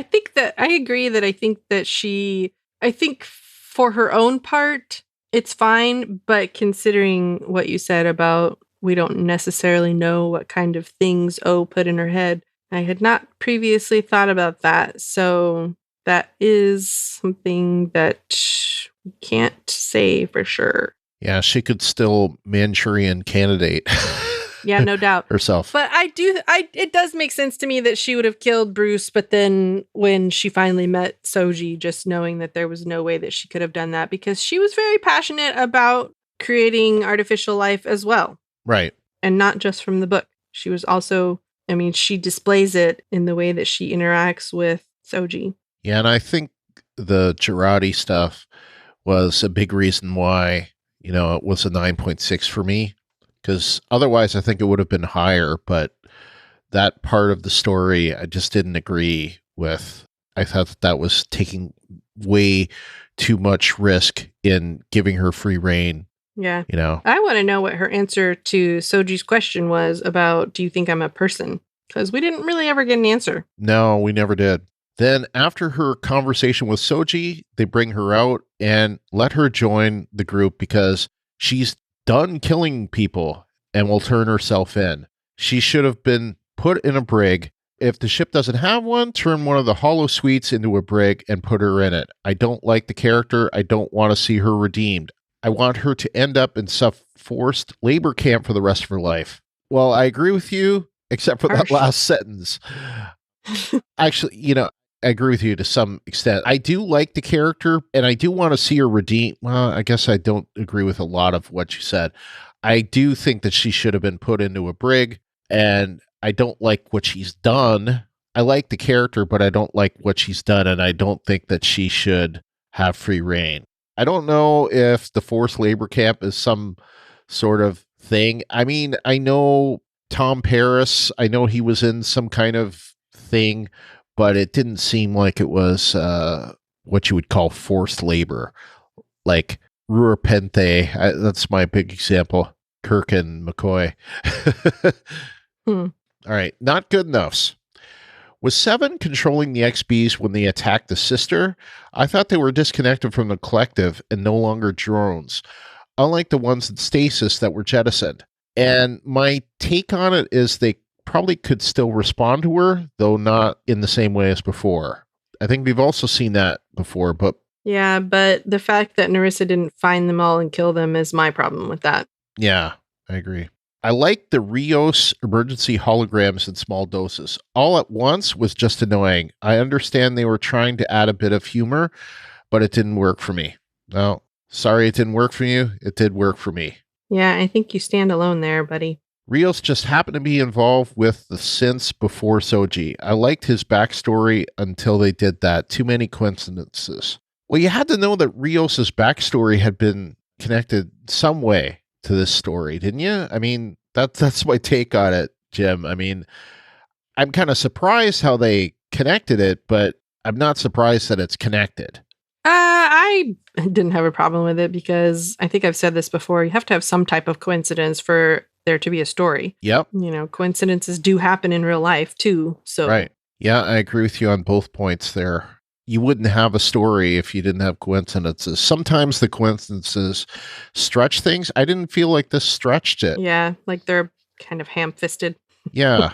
I didn't think so either. I thought, well, I mean, it makes sense to me that, I mean, we knew from clues previously that a bad thing had happened to his captain, his previous captain. We already knew that his brains were splattered all over the bulkhead or whatever he said. Right. So I'm not surprised that we didn't get the story previously because it's not something that he would want to talk about. Right. Considering the depth of his feelings for his previous captain. So. And I'm still predicting that next episode we're going to get a flashback. For one thing, I want to see that ship. They've been magic. Yeah. Yeah. Why was Raffi trying to figure out where Soji's homeworld was? At the end of episode 7, Kestra supposedly gets the answer from her friend Captain Crandall, a planet with no name, just a number. I don't understand that. I didn't think that Raffi was trying to figure out. Yeah. She was trying to figure out the Conclave of 8. Right. But not Soji's homeworld. Yeah. And now for his feedback, he says, last week I stated that episode 7 felt like a filler episode. An episode for the TNG fans to see Riker and Troy one more time. This episode supported that opinion for me. If you were to take out that episode completely, nothing would change. Raffi would have found the planet. Picard would have solidified his bond with Soji with their conversation about Data. They would have figured out the backstory with the help of Raffi and Rios. Even though I love seeing Riker and Troy again, this episode made that one pointless. I cannot agree with that. I would have to say that we have to agree to disagree, Jim. For one thing, Raffi wasn't looking for that planet. Right. They might have been able to find it beforehand, but I don't think you understand what a filler episode is. Anyway, a filler episode is an episode that means I don't have enough storyline to fill 26 or 24 or 22 episodes, so I throw in this filler episode. Right. That's not really what this was. Right. It was a character episode. I think that Picard and Soji, for example, needed that time on the Penthe. I don't think that things would have... I don't think we would be in the same place right now had they not gone. Well, it doesn't matter where we would be. They would not have been there. Picard would have been carrying on the exact same way that he was before. He would not have been able to give the pep talk to Rios. He would not have been able to speak to Soji in the manner that he did without having first gotten a kick in the pants from Deanna Troi, his longtime friend and ship's counselor. Thank you. I actually handed that off to you in a perfect way, even though I wasn't trying to. Because basically, you just summed it up the way that it needs to be summed up. That episode was about character development, and that is not filler. Yeah. It may not have been plot heavy, but it was character heavy. And quite honestly, I needed that episode. I don't think I would like the show as much as I do now if we had not had that episode. That episode made me come to terms with a lot of feelings and thoughts that I had about Picard, that I was really having difficulty with how his character was acting. And having Riker and Troy there to justify the feelings that I was having made all the difference for me. And so I have to think that was by design. It was. It absolutely was. And And I don't think, from what I understand, in conversations that I've heard from various producers and Patrick Stewart, that episode, and Jonathan Frakes too, that episode was not originally as written. They weren't going to see Riker and Troy. So I think that they realized that they needed this, and they were right. I 100% agree. So, Jim. Yeah, and I don't think it was strictly fan service. Yes, we enjoyed it as fans, but it was not strictly speaking fan service. It served a point. They weren't just in there for half a second for us to go, oh, yay. They were in there for a purpose. Yeah. So anyway, I've agreed with you on many points, Jim, but not this one at all. But anyway, thanks for your feedback. All right, so we've got our other notes. I'll just start it off by saying the EHH is a close talker. He was way close. My stepmom kept commenting on it. She's like, man, he's like it was in her face. It was really funny. I kept on thinking of the episode of Seinfeld, I think, where Judge Reinhold was a close talker. and anyway, but that was so funny. And it was funny. Rafi's reaction. I know. She's like leaning back. Yep. Oh, man, that was funny. Yeah. So when exactly do you think this viewing of the admonition happened? When? Yeah. Well, for Narissa. Obviously, Commander O had watched it previously. Yeah. Well, it said in there... Commodore O, whatever her name is. It said on the graphic, it said 14 years ago. So. Oh, it did? Yeah. I missed that. 2385, a lot of stuff happened in 2385. Yeah, no doubt. Everything happened 14 years ago. Yeah, and we don't have it in the feedback, but there was some discussion that came in, like further comments from, I think Brian from Hawaii brought it up, about how he didn't buy that reveal could have possibly happened in 2385, and that would have only given them 3 months to kind of put things together. And I don't agree with him on that. For one thing, the synths that are on Mars are not positronic. They're not like Data. They're not like Soji. They're a much less sophisticated android. And to me, they're not much more than programming. So for them to be taken over, I don't think is that big of a task.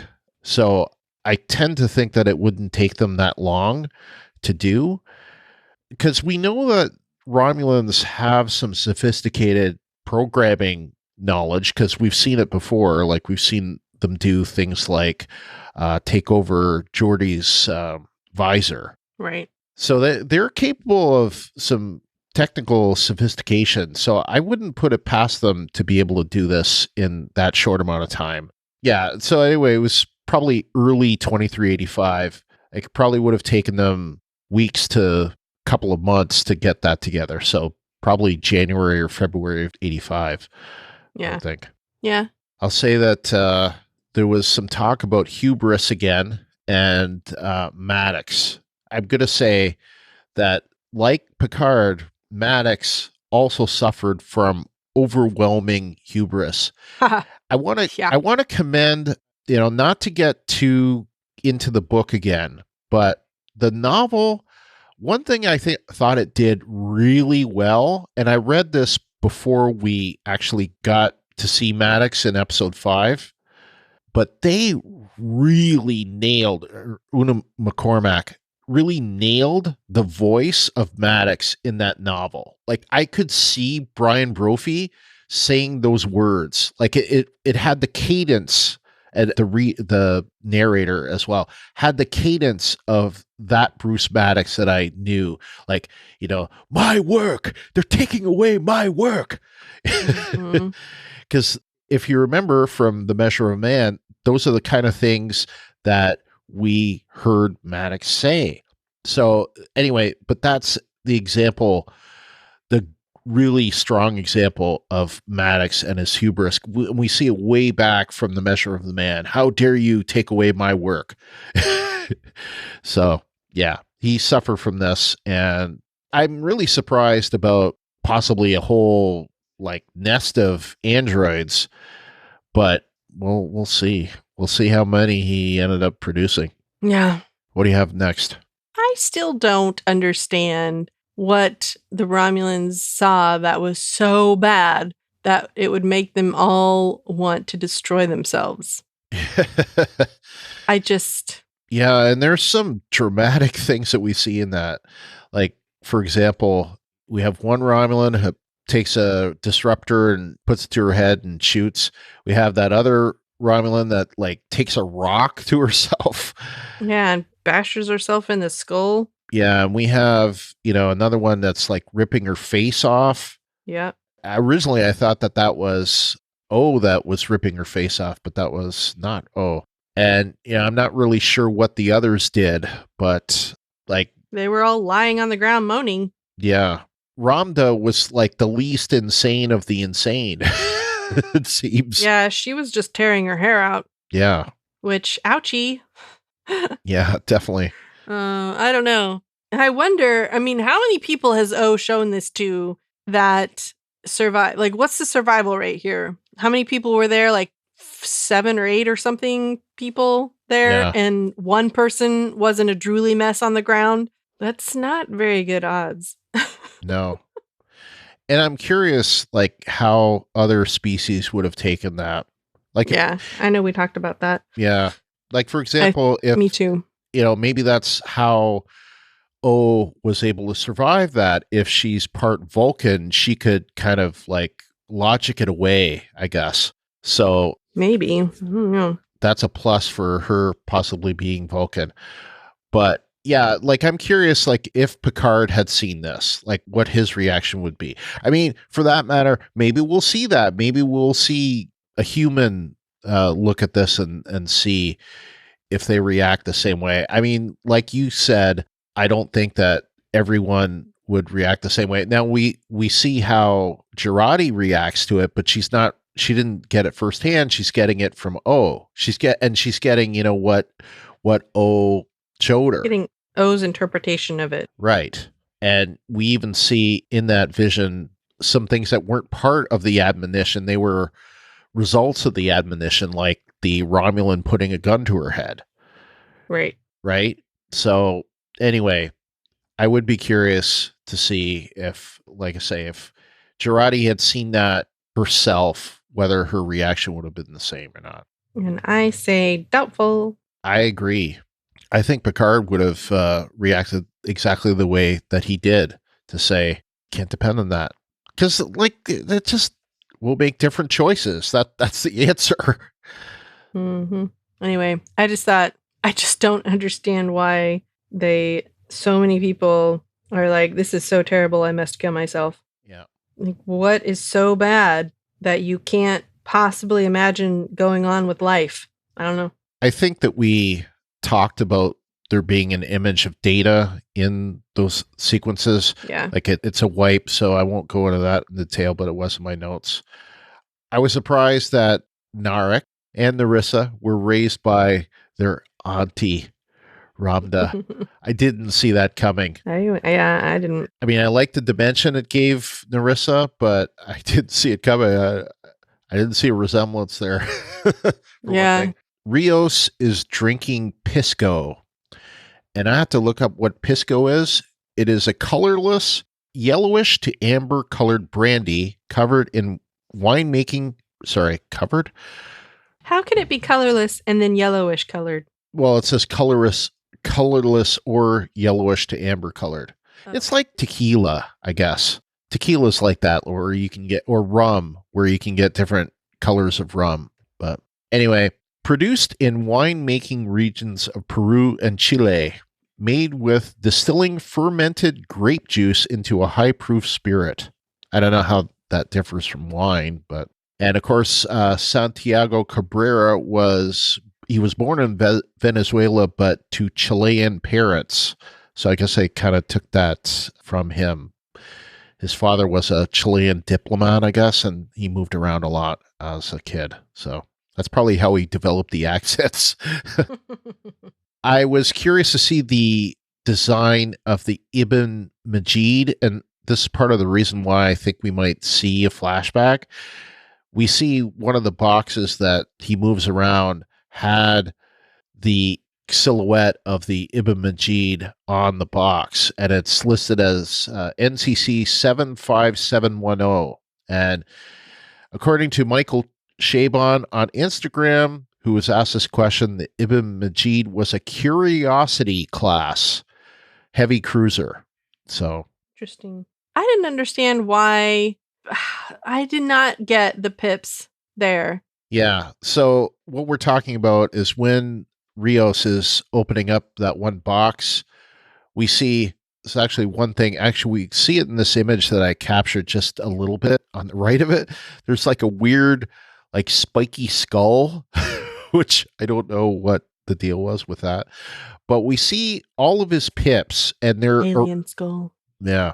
They're arranged in order, sort of like in like last to first order.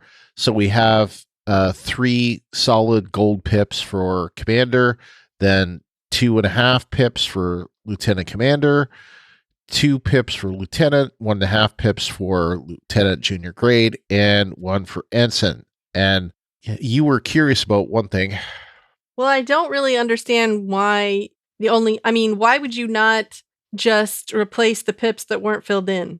Instead of, why would you always get new pips? In other words, like if you have 1 pip for Ensign, then when you get, they don't give you extra pips. They just add on to the pip that you've already got. Maybe. And I had an alternate explanation for that. This is how I would headcanon it.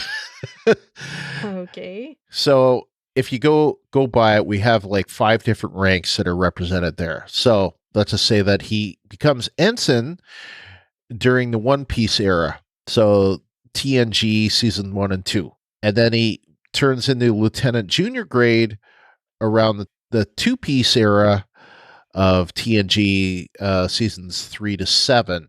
He becomes Lieutenant around the time of the Voyager style that we also see in Generations, first, 5 seasons of DS9, and of course all of Voyager.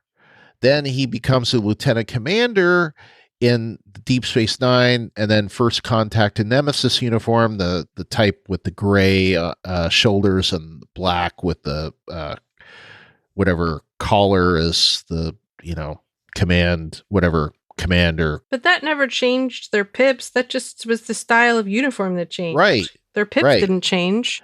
And then of course he gets to Commander in the flashback, and we see the picture of it, and they're wearing that other style uniform that we've seen in the flashbacks. So my thought is that although the style of the pips don't change, maybe they get new sets of pips with every uniform change. I don't know. It's just an explanation. It could be wrong, but that's my headcanon. I thought someone had said something about him also having his captain's pips, but I didn't see that. I can't remember where I got that from, but I feel like someone said that he had also kept his captain's pips. Yeah, I don't know. I cannot, like I said, I cannot for the life of me remember where I got that from, but I can't even see them all to count them there, but that would mean that there would be 7 there, right? 7 filled in ones, but I think there are more than that, so that doesn't make sense either. Yeah. So I don't know. Yeah. I have no explanation for why he has so many pips. Obviously, Ruthie is rejecting my explanation, so. Well, I mean, sure, that could be, but otherwise, I don't have another explanation. But anyway, let's move on to Shipwide Announcements. All right. Biggest news that I found is that Sonequa Martin Green is expecting. Woohoo! So good for her.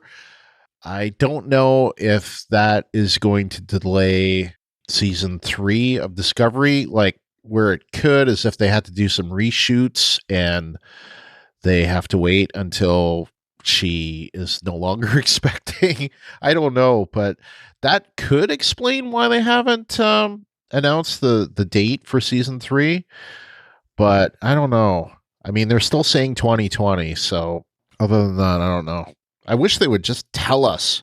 Mm. You know, some people have to podcast. It would be nice to know. If we're going to segue right into Discovery in a few weeks, inquiring minds want to know. Yeah. As far as season 2 of Picard, writer Mark Bernardin was announced on Instagram that he has started working as a supervising producer on the show. And I know that they are working on season 2, at least in the writer's room, which, from what I understand, is not a writer's room right now because of good old coronavirus. So they're all working from home. Lovely. So, and speaking of the coronavirus, Paley Fest, which they were scheduled to do a session March 18th, has been postponed. So there will not be Paley Fest with Picard, the Picard staff and crew there. So that kind of sucks. And there's all sorts of things that are being postponed or canceled right now. And obviously Fred, with his Shatner thing, was unable to see that. One example. Yeah. But I know there are other like conferences that have been canceled, like E3 has been canceled. So there's a lot of things that are just yeah. I think I heard something Coachella, I think, is being canceled. Yeah. There's in my own hometown, we have a little Norman Music Festival. It has been postponed until the hottest month of the year, August. Any word about SoonerCon? No word, but that's not until May, so maybe they're expecting that things will have quieted down. But the Norman Music Fest usually happens, I think, sometime in March or April. So, we can't do ratings here, but I will mention the paired analytics data for the U.S. This past week, Picard came in 7th place. That's the data is March 1st through the 7th. Picard got 7th place in the digital originals with average demand expressions of 44.2 million. So that puts them in 7th place. Stranger Things, strangely enough, with it being off season, that was in number 1. It actually beat out The Mandalorian, which has been perennially 1 or 2 for like quite a while now. But yeah, Picard's it was actually up from last week at number 8. And that's all we've got for news. So, Ruthie, why don't you tell people how to contact us? All right. To submit your feedback and theories, go to talkthroughmedia.com/feedback, where you can submit text or audio. You can call and leave a voicemail, 216-232-6146. You can send us an email. Our email address is picardcast@talkthroughmedia.com. You can also post in our designated episode thread in our Facebook group, which is facebook.com/groups/Star Trek TTM podcasts. And again, we are going to reiterate the deadline for Season 1, Episode 9 will be Friday, March 20th, 7 p.m. Eastern, 6 p.m. Central, 4 p.m. Pacific, 5 p.m. Mountain, 11 p.m. GMT. If you missed the deadline, send it anyway. Yes. We will read it next time. Support us. One way is to follow us on Twitter at PicardCast. A great way you can support us is by sharing posts that are on the Talk Through Media Facebook page, because those can be shareable, whereas the Facebook group are not. But the big posts we post at the Facebook page at facebook.com/talkthroughmedia. You can also leave us a review there. So help us out, especially if you don't use Apple Podcasts. You can leave us a review there. And whatever podcast client you choose, please subscribe to us. Like, for example, in Apple Podcasts, you can do that and leave us a rating or review. And we would like to thank Kim Vogel for her 5-star Star Trek Discovery podcast review. And She says, I enjoy this podcast. Brian and Ruthie are clearly Star Trek fans and not haters. I just want to listen to people talking about Star Trek without needlessly bashing it. Also, as a bonus, they are now discussing Picard while Discovery is in its off-season. I saw a review saying they shouldn't laugh at their own jokes so much.